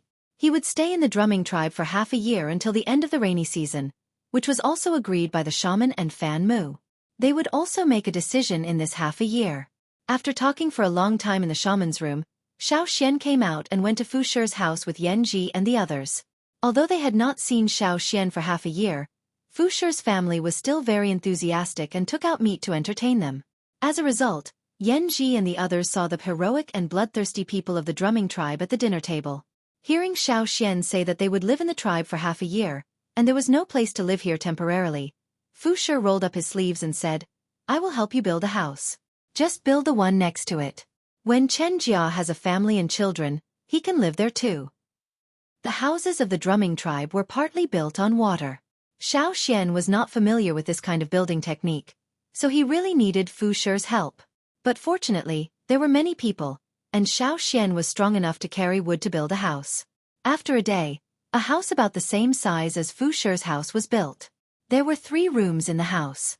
One was for Yan Shua's family, one was for Yan Zhua and his wife, and the remaining one was for Xiao Xian and Yan Ji and his brother. They would live here temporarily, so it would not be too complicated. Besides, they basically worked outside during the day, so they would only live here at night to give their children a place to stay. Let's make do with it for now. Xiao Xian looked at the house and said, That. Jiao Wu pointed to the crocodiles swimming in the pool under the house and stammered. Wouldn't he have nightmares living here? It's okay. As long as you don't provoke them, they won't attack you. Xiao Xian said. Bang! Cha-Cha threw down a deer he caught from the forest and left. Under the guidance of Fu Shi, Yan Zhua and the others went to the river to deal with the deer, and then dragged it back to the house. Before roasting it, Xiao Xian asked Yan Zhua to cut a piece of meat from the deer, walked to the window, and threw it to the small crocodile in the pool. Although it seemed that crocodiles usually crawled and swam slowly, they were quite fast when hunting. The meat that Xiao Xian threw out was accurately caught in the crocodile's mouth. They would live in this house until the rainy season. Of course, living in the drumming tribe, Xiao Xian also paid the accommodation fee. Sometimes he would send some game to Fu Shi and the others. After all, this place belonged to Fu Shi's family, and Fu Shi's family usually helped them a lot. Xiao Xian intended to leave before the rainy season, but to leave they had to build a boat, which needed to be stronger and more durable than the previous one. In terms of wood, Xiao Xian would look for wood in the forest near the drumming tribe every day. If he was satisfied, he would carry it back. If he couldn't find it, he would go to a farther place to look. When the people of the drumming tribe saw that Yan Ji and the others wanted to build a boat, they also came to help. Of course, many of them were sent by the shaman to learn. They also wanted to learn some shipbuilding techniques. Although they usually used crocodiles as boats, sometimes they also needed such things. The boat looked much better than the rafts of the Pu tribe. The most important thing was that when they heard that the boat was commonly used in the central region, they became excited. Sometimes when Xiao Xian went out, many warriors of the drumming tribe would follow him. When Xiao Xian came back, they would also carry various kinds of wood. This shipbuilding was related to whether they could return to the tribe smoothly. Xiao Xian had already discussed the requirements of the boat and the hull design with Yan Ji and the others. There were no trees that were big and strong enough to make a canoe, so they could only use wood to make a boat. Yan Ji and the others also put all their energy into building the boat. It could be said that all their hopes were on this boat, so they couldn't be careless. They found a lot of things, such as gum, glue, wooden nails, stone nails, fish skin, bamboo, rattan grass and so on. They tried them one by one, and then used them on the boat. Without metal, it was naturally more difficult, so they needed to use more things to make up for it. Of course, they also needed a sail. On the way, Xueqi went to the Luo tribe several times. The gum and fish skin used by the Luo tribe were the things that Xueqi needed, as well as the materials to weave the net. Xueqi asked them to weave a more compact net, on which a layer of thin and strong fish skin, which was used by the Luo tribe to make summer clothes, was stuck. After paying them, Xueqi took the sail back. He also brought back some linen from the central region, and the fish skin sail was a spare. During the time they lived in the drumming tribe, Jiao Wu was no longer afraid of the crocodiles. Although he still avoided them, he was not as afraid as he was at the beginning. Moreover, Xueqi also told them that on the way back to the tribe, they would encounter more things that were more terrible than the crocodiles. If they didn't even dare to look directly at the crocodiles, how could they sail? When the boat was built, the rainy season was coming. As a means of support for their return, Yanji and the others built a wooden shed to protect the boat. After a long time of thinking and discussion, the shaman and the chief of the drumming tribe made a decision. They were willing to help the Yanjiao tribe when they arrived, and allowed the people of the Yanjiao tribe to enter their tribe. Xueqi swore by the totem that he would not rob the drumming tribe of their water moon stones and other things, nor would he maliciously hurt the people of the drumming tribe when they arrived. The two sides discussed for a whole day in the shaman's hut. Although most of the people of the drumming tribe were not so complicated and did not think too much, as the leaders of the tribe, the shaman and the chief were much more shrewd and thoughtful. After finalizing the cooperation between the two sides, the shaman of the drumming tribe specially wrote a letter on an animal skin roll to the shaman of the Yanjiao tribe. At the end of the animal skin roll, there was a totem of the drumming tribe. This was the communication between the shaman and the shaman. This was the first high-level communication between two tribes that had never formally met. The shaman wrote something, and the chief also wrote something. Xueqi would bring it back. He believed that the shaman and the chief would be very happy to see this. The rainy season is coming. Are you ready? The shaman of the drumming tribe stood by the window, looking at the sky outside and asked. Behind the shaman, Xueqi carefully put away the animal skin roll and replied, "Almost. When the rainy season comes, we will prepare some food and bring it back." Xueqi had said that he was not sure when the Yanjiao tribe would move, but it would be as soon as possible. Compared with other high-level members of the drumming tribe, the shaman believed in Xueqi and the Yanjiao tribe more. When he first felt the power of the Yanjiao tribe's shaman from the stone card with the totem of the Yanjiao tribe, he believed it. It was the shaman's intuition and feeling. "I look forward to your early arrival." "Me too," Xueqi said. Coming out of the shaman's house, Xueqi looked at the sky. It was going to rain soon. When the rain came, the rainy season would come. The biggest change in the rainy season of the drumming tribe was the crocodiles. In this boundless river, many river animals would be active in this rainy season, and so would the crocodiles of the drumming tribe. When the rain came, it also indicated that this year's rainy season had begun. Crocodiles, big and small, went to the river one after another. The crocodiles that usually stayed in the pond in front of Fu Shi's house also left. When these crocodiles came out of the valleys, tributaries, quagmires and ponds, they moved their big claws and dragged their huge bodies slowly on the ground. It was a spectacular scene. The little ones who didn't leave with the team last year could also leave this year after a year of growth. Because of the rain, Xueqi and the others didn't go out today. Looking at the crocodiles, big and small, passing by the house, Xiao Wu said, "I don't usually see so many crocodiles. Because usually many of them don't come out, so you don't see them." Yanji said. Yan and his brother stood in front of the window, looking away from the crocodiles outside, and asked Xueqi, "Brother Xian, does our Yanjiao tribe also have such crocodiles?" "No." "Then what do we have?" Yan was very curious. "In addition to people, there are only a few strange creatures." "Are they like Cha-Cha?" "They look different." Xueqi took a charcoal pencil and drew some pictures on the board. "This is Caesar, a wolf. This is Ho, a cave lion. And Sia, a deer dolphin, looks a bit like a wild boar, but has no hair. You will know when the time comes." And Xueqi also told Yanji and the others about the tribe's situation, so that they could be mentally prepared. However, for Yanji and the others, it didn't matter whether the tribe could make pottery, jade, silk clothes, big boats, etc. They just wanted to go back to the tribe, which was their biggest wish. The rainy season passed day by day, and the crocodiles of the drumming tribe gradually left. When the rainy season was over, the only crocodiles that could be seen in the drumming tribe were those who were not born in the breeding season. They couldn't leave, and the people in the tribe would take care of them. It's time for us to go. Xueqi asked everyone to pack up their things, move the boat out, and carry it to the river. The shaman and chief of the drumming tribe, and some other senior members of the drumming tribe also came to the river to see them off. After saying goodbye to the people of the drumming tribe, they boarded the boat. Xueqi came here from the Yanjiao tribe, but there were still many places that Xueqi hadn't been to. When all the tribes in Yanjiao moved here and settled down, he would go to those places again. He would go to the Thousand Masks tribe, the Hui tribe, and the Rain tribe. Goodbye. Xueqi waved to the people on the shore. They opened the sail and returned.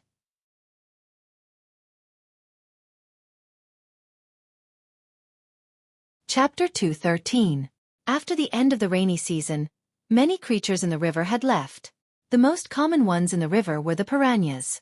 Of course, there were also some inconspicuous small fish that could directly eat the giant fish, as well as some big fish that threatened the hull from time to time. Xueqi had already told Yanji and the others about the threats in the river. This time, there were many people, and not only Xueqi was rowing. Just like last year, they used the sails, oars and cha-cha to pull them forward. With the experience of last time, Xueqi was mentally prepared about what to pay attention to this time. Especially when they encountered invisible air pressure descending from the sky, they were prepared in advance. They were prepared, not overly curious, and focused on moving forward. Generally speaking, it went smoothly. However, sailing on the river again, Xueqi always had a very strange feeling. He couldn't tell why, but he always felt that the boat should be able to go faster. Although he couldn't figure out what that feeling was, it wasn't a sense of crisis. Xueqi couldn't figure it out, so he didn't think about it anymore. He put this question in his heart first, and thought about it carefully when he had time. For Yanji and the others, no matter what kind of trouble was around them, they only knew that the Yanjiao tribe was on the other side of the river, and that was enough. When Xueqi and the others were sailing on the river, the Yanjiao tribe had been restless since the rainy season, and had not calmed down, especially after the end of the rainy season. Mai, do you think Xian will come back?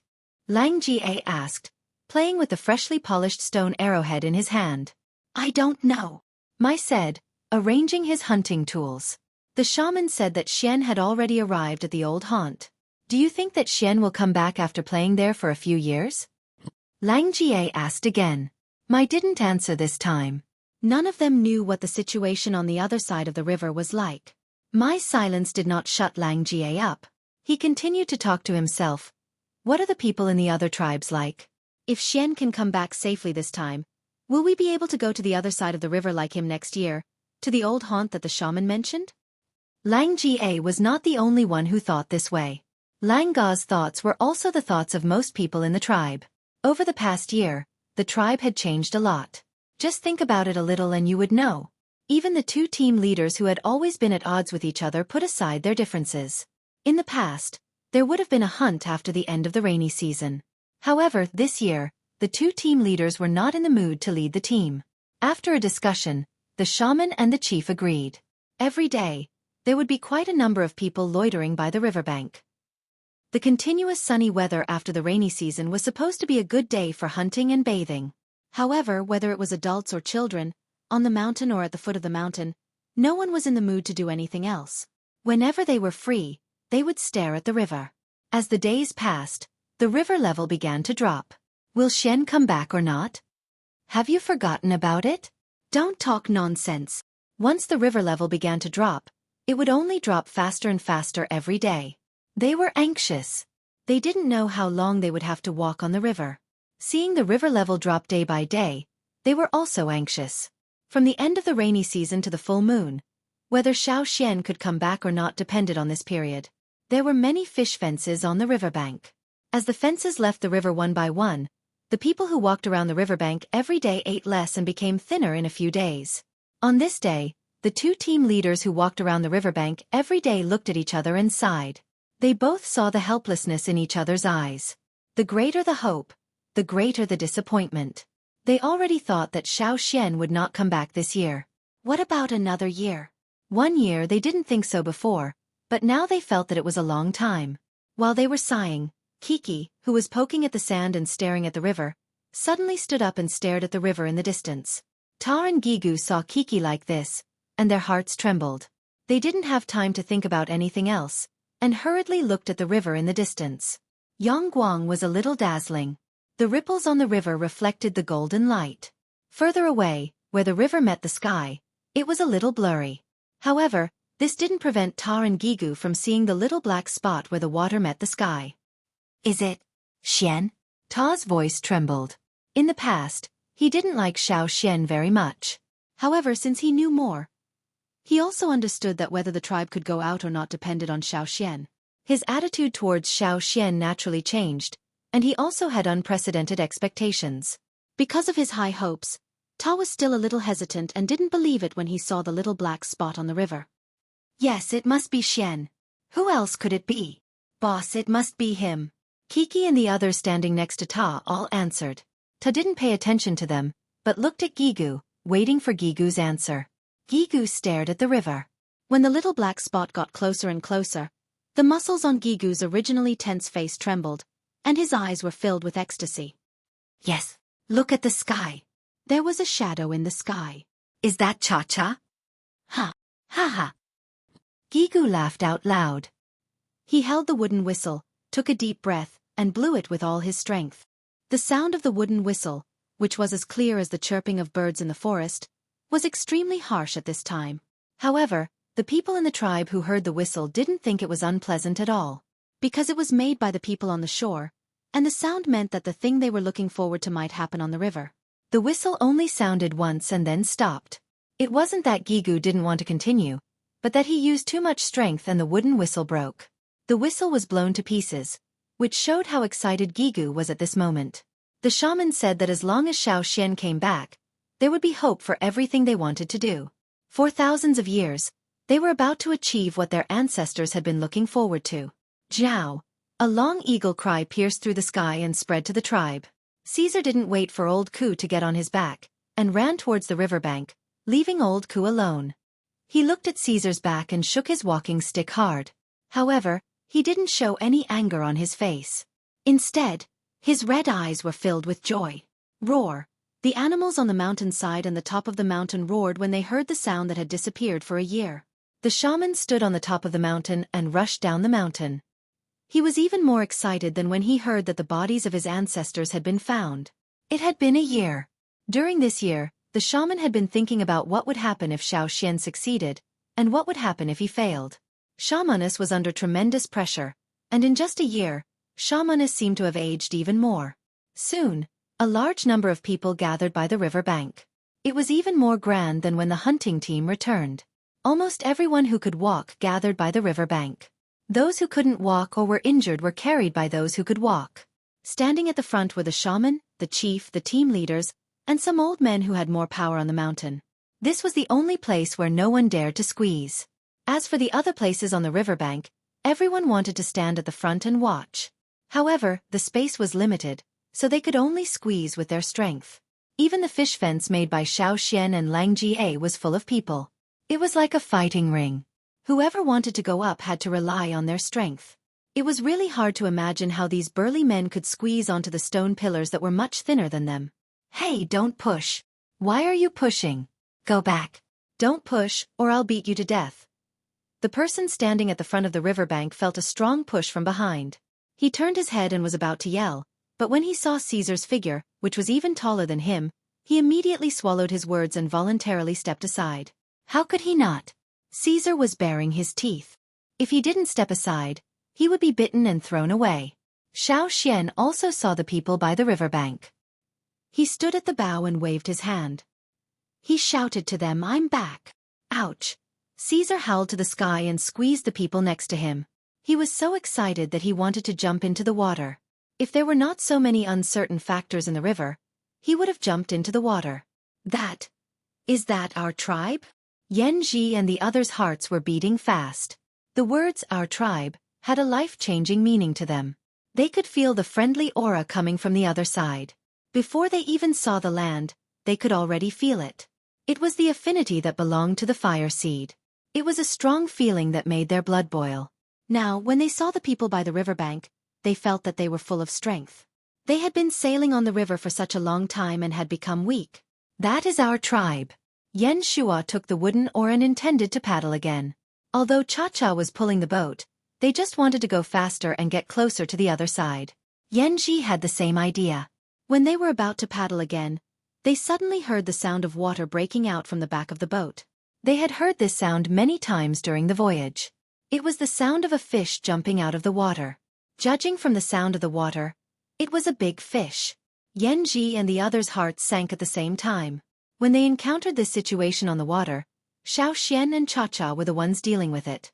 However, Xiao was standing at the bow and Xiao didn't seem to turn around to help. The shadow was getting closer and closer. Yenji turned his head and saw the scales on the fish, which were bigger than his palm, and the dense fangs in its mouth. If they didn't take any action, the fish would directly eat Yenji and Yen Shua, who were the closest to it. If they fell on the boat would be overturned. The fish was getting closer and closer. Yenji could even smell the fishy smell coming from the fish. They were so close. Would they be buried in the fish's belly? Yenji and Yen Shua felt that their hands and feet were cold. They could only hold the wooden oars and try their best, although they knew that with their strength, they couldn't compete with the big fish. However, before Yenji and Yen Shua could take action, in the next moment, they felt a piercing sound coming from the other side of the river. An austere and cold wind quickly swept over their exposed skin, almost causing goosebumps to appear on their bodies. Whoosh, whoosh, whoosh. Thin and thick spears and long and short stone knives shot past Yen Shua and Yenji and nailed the fish. Puff! In an instant, blood splashed everywhere.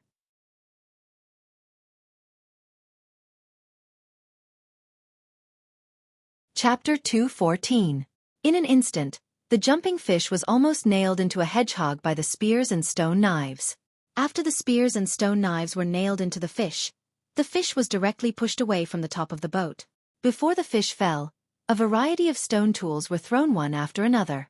In an instant, the fish that had been nailed into a hedgehog became even more miserable. Whoosh! A stone pillar, as thick as a thigh and much longer than a person, directly hit the fish like a spear. It was a stone pillar from one of the fish fences. Someone directly pulled it out and threw it as a weapon. Yenji and the others only heard a muffled sound. Blood splashed and splashed on their faces. When he looked over again, he saw that the big fish with sharp teeth that leaped up had just been pierced into a hedgehog, and a hole had been smashed into it by the stone pillar.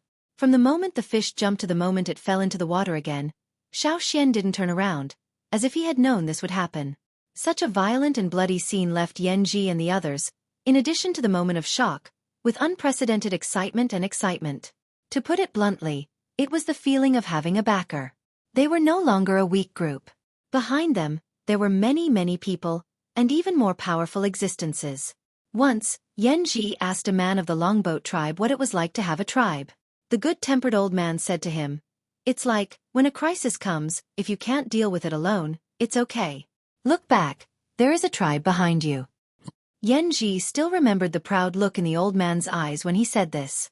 Although the old man had been bullied in the longboat tribe, he knew that sometimes, the tribe was his strongest support. And Yenji finally felt this kind of dependence and reliance. The splashing blood made the piranhas in the river more active. However, because of Cha-Cha's flying and pulling, the boat was quickly approaching the shore. The piranhas in the river temporarily focused on the same kind of people who had fallen into the water, and were badly mutilated and couldn't be seen clearly. After not coming back for a year, Cha-Cha was more excited than Caesar. After going out for a walk, it felt that the tribe was better. It was more comfortable in the forest. When flying outside, it had to consider whether it was in someone else's territory. In addition, there were only two of them, Xiao, and it had to think twice before doing anything. If it encountered any trouble, it could only solve it by itself. This feeling made it very uncomfortable, and the food it ate was not good. It felt that it had not grown much in the past year. Now that it was finally back, Cha-Cha's first thought was to improve its food.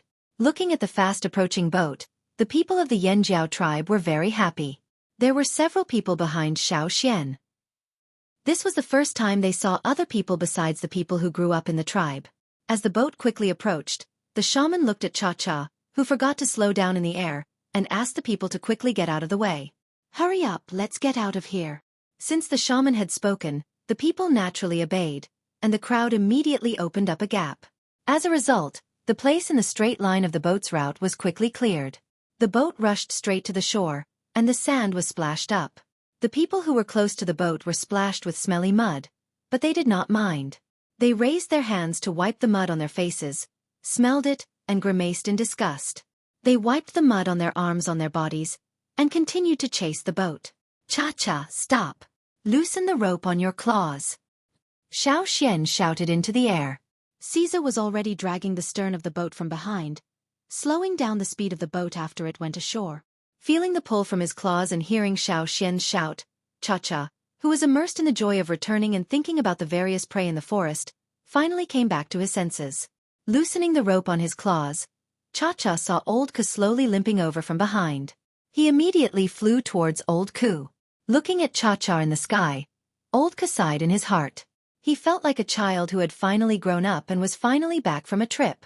However, before Old Ku could finish his thoughts, Cha-cha grabbed him and lifted him up. Old Ku was speechless. On the other side, Xiao jumped down from the boat that had stopped. He patted Caesar's wolf head, and then walked towards the shaman and the chief. I'm back. It's good that you're back. It's good that you're back. The shaman's face wrinkled with a rare smile. The shaman didn't ask too much at this moment. He just exchanged a look with Xiao. Xiao patted the animal skin coat on his chest, and the wrinkles on his face deepened. The people in the tribe had too many questions to ask Xiao, but Xiao didn't have time to answer them one by one. After greeting Mai, Lang Jie and the others, he saw Old Ku put down by Cha-cha. Without saying anything, Xiao gave Old Ku a hug. Welcome home. Old Ku's eyes were glistening with tears, and he said with a smile. After greeting the people in the tribe, Xiao didn't forget to introduce Yanji and the others, but he didn't go into details. He only said that they were tribesmen who had been stranded outside and hadn't fully awakened. The shaman and Chief Ao knew that there must be more to it, but now it was not the time to ask for details. Seeing the shaman and chief, Yanji and the others were at a loss. They were so excited that they didn't know what to say. Although Xiao had told them about the tribe's etiquette, they were so excited that they forgot it. Seeing them like this, the shaman and chief didn't blame them. Gigu, you two take them to have a rest. This trip is too tiring. Let them have a rest. Ao said. Yes. Even though Xiao said that Yanji and the others hadn't fully awakened and were very weak, the two team leaders didn't mind. They ordered their subordinates to prepare some food for ordinary people. They couldn't eat ominous beast meat for the time being, because they couldn't bear it. When Tar and Gigu took Yanji and the others up the mountain, an enthusiastic ant squeezed through, lifted the burly Jiao Wu with one hand, weighed him, and said regretfully, not strong enough. Jiao Wu. After saying this, the ant patted Jiao Wu's shoulder with a very warm smile, and said earnestly, young people, eat more meat. Some people around put food in Yanji and the others' hands, but the team leader said that they hadn't awakened, so some things couldn't be eaten. It was a pity. The people who stayed on the shore surrounded the boat that was anchored on the shore. Hey, is this also a boat? Of course it is a boat. But it looks better than the one we made last year. A totem warrior didn't control his strength well, and pinched a crack in the wooden boat that had just been through wind and waves. He quickly withdrew his hand. It looks good, but it's not strong enough. Let's make a strong one like this in the future. Yes. The people around the boat nodded. Xiao said a few words to Old Ku, and then went up the mountain with the shaman and the chief. The people who wanted to ask about the affairs of the other tribes had to wait for a while. Xiao went up the mountain with the shaman, and once again came to the stone house of the shaman. He went in with familiarity, poured himself a glass of water, and gulped it down. Then, under the expectant eyes of the chief and the shaman, he took out an animal skin bag from his animal skin coat, and took out 4 animal skin rolls. These 2 were written by the shaman and the chief of the drumming tribe respectively. This is a map I drew. There have been a lot of changes over there, so I'm afraid that the maps left by the ancestors can't be used anymore. But the time is too short, so I can't go through many places, so it's not specific enough. The last one is the summary of my trip. After giving the 4 animal skin rolls to the shaman and the chief, Xiao took out some small gifts he brought back, such as shell coins, jade, water moonstones, etc. He wrote down the origins and uses of these things on the last animal skin roll. After putting down the things, Xueqi didn't stay for long, and went down the mountain to rest.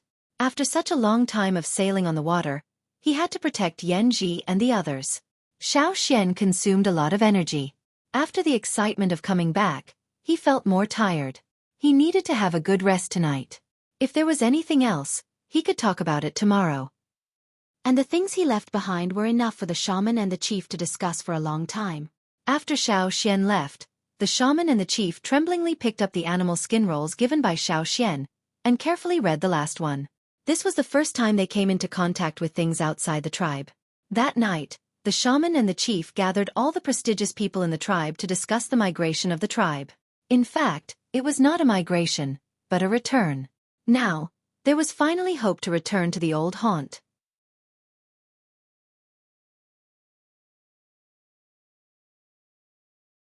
Chapter 2:15.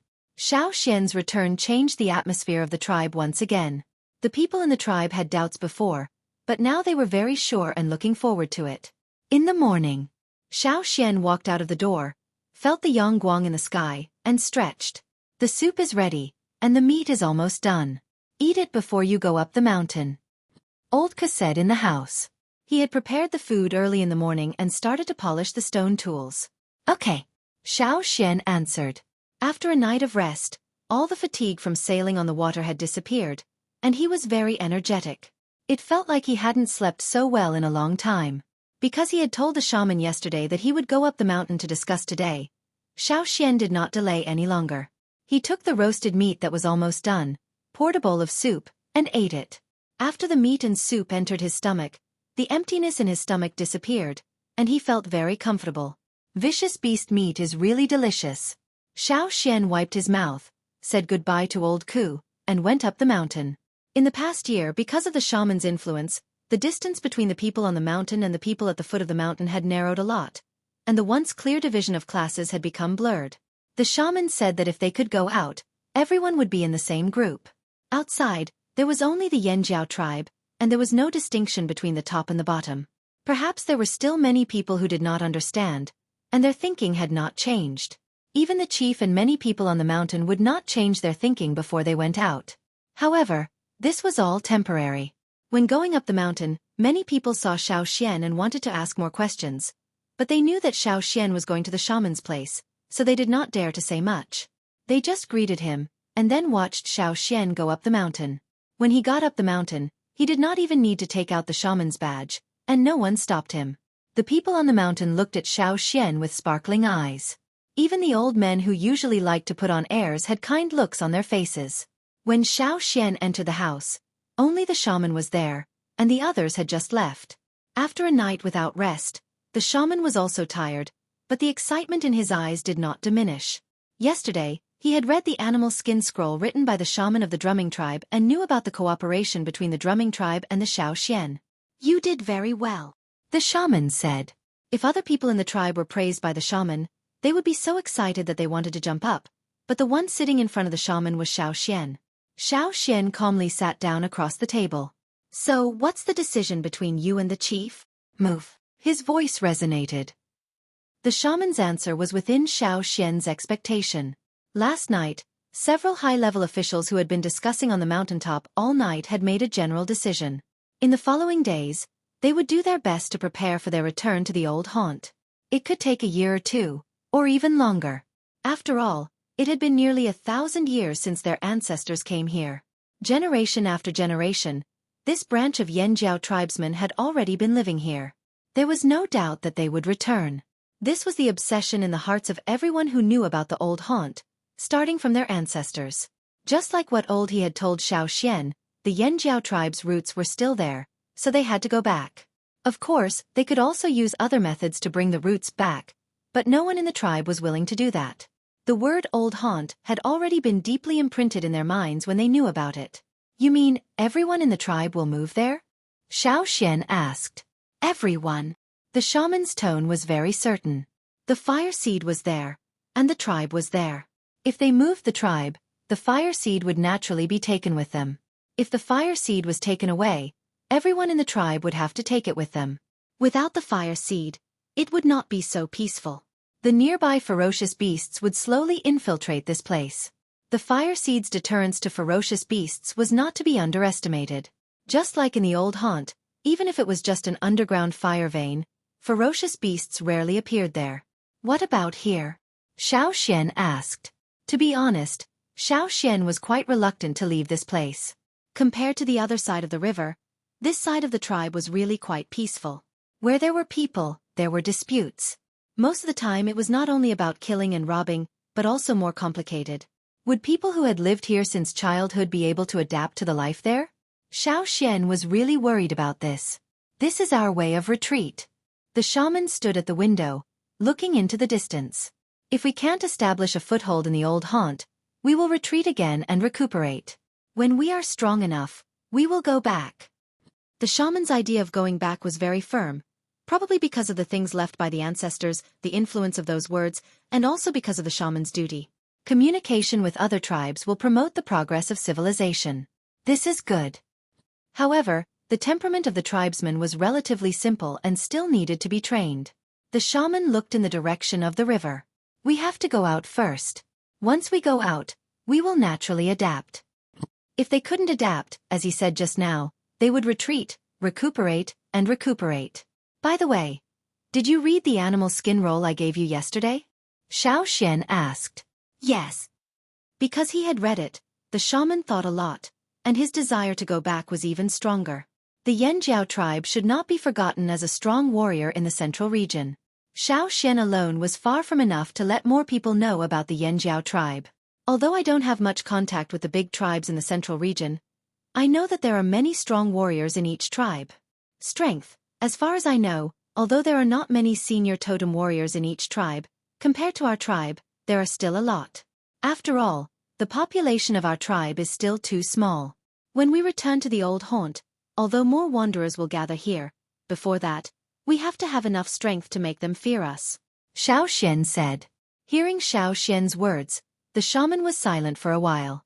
He naturally understood Xiaoxian's concerns. However, the improvement of strength could not be decided overnight. What do you mean? Since Xiaoxian mentioned it, the shaman knew that he must have something else to say. Xiaoxian smiled, took out a fiery red crystal from the animal skin bag, and waved it at the shaman. This fire crystal? The number of fire crystals is still too small. The shaman frowned. Of course, it could be given to the elites of the elites, but it was too small for the whole tribe. Fire crystals were hard to find. People in the central region rarely eat ferocious beasts. Most of their food is grown and raised, not ferocious beasts. Therefore, they can only absorb a small amount of high-grade energy from those foods. It can be said that many big tribes in the central region rely on fire crystals to improve themselves, in addition to their own training. Many times, disputes over fire crystals can lead to the destruction of the whole tribe. Xiaoxian told the shaman what had happened. It was the massacre that happened when he and the traveling team of the Pu tribe went to the central region. Fire crystals are naturally precious. The shaman still did not quite understand Xiaoxian's meaning. If you can find more fire crystals, use them here, Xiaoxian said. The shaman's eyes suddenly widened, looking at Xiaoxian. More fire crystals? Do you still remember the place where we found the fire crystals, the bat cave? Didn't you say that we can't go there anymore? I want to try again. When Xiaoxian came out of the shaman's stone house, it was already noon. Looking at the scorching sun in the sky, Xiaoxian took a deep breath and let out a long sigh. The trip to the central region was very short, so he did not have much contact with the big tribes there. After all, people in the big tribes began to guard against someone they did not know. Xiaoxian could not get in at all. The only people who talked more were the two people from the Mang tribe and the Eight Limbs tribe. The others did not bother to talk to Xiaoxian. And that trip made Xiaoxian more aware of the importance of the tribe in this big environment. If the tribe was strong, Xiaoxian would have more protection. Fire crystals were undoubtedly a very good way to improve in a short period of time. Last time, because of the vampire bats, they did not dig deeper. But Xiaoxian believed that there should be more. It was very likely that there was a fire crystal mine there. Xiaoxian also heard about the fire crystal mine when he walked around in the central region. For a fire crystal mine, there might be disputes between two or more tribes. And now, in the forest, There might be a fire crystal mine, and no tribe came to fight with them for it. Xueqi certainly would not let go of such an opportunity. For this, Xueqi was willing to go there and take the risk again. 2 days later, the shaman and the chief proposed the return plan, which also indicated that the tribe's return trip was officially put on the agenda.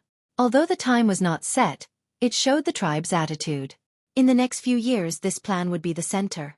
From the day the shaman and the chief proposed the return plan, the tribe began to officially mobilize all the people. Last year was just a warm-up, and from this day on, it was the real fight for the return. First of all, they had to take good care of their bodies, especially those who lived at the foot of the mountain, who were in poor conditions. The tribe would provide more food for those thin children.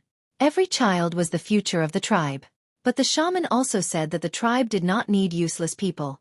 If they did not take this opportunity to improve themselves, then, humph. The shaman did not say what they would do, but everyone was worried that they would be left behind. The tribe had left, and if they were left behind, how could they survive in this wild mountain? The healthy people had their tasks, and the disabled people also had ways to prove their value. For example, Old Ku would make more stoneware every day. The people at the foot of the mountain only needed to exchange a few things from Old Ku. With Xueqi, Old Ku was not worried about food. Besides, Caesar and Cha-Cha often went out to drag prey back. At the foot of the mountain, Old Ku was already the richest person. When Xueqi and the others came back, it was almost the full moon. The hunting team would go out after the full moon. At that time, the hunting team members would go out twice as often as before. In addition to hunting, the warriors also needed to collect wood to build boats. There were many choices of high-quality wood in the mountains, so they did not need to worry about this. The difficult part was how to build a bigger boat. Yanji and the others could build a small boat, but they were not sure how to build a big boat like the one in the Longboat tribe. They needed more time to try. If they could not build a big boat, the tribe could not move. After all, this was a big migration of more than 2,000 people. You're tuning in to the Xueqi's Martial Arts Saga YouTube channel. Don't forget to subscribe and join us on this journey to catch the most captivating stories.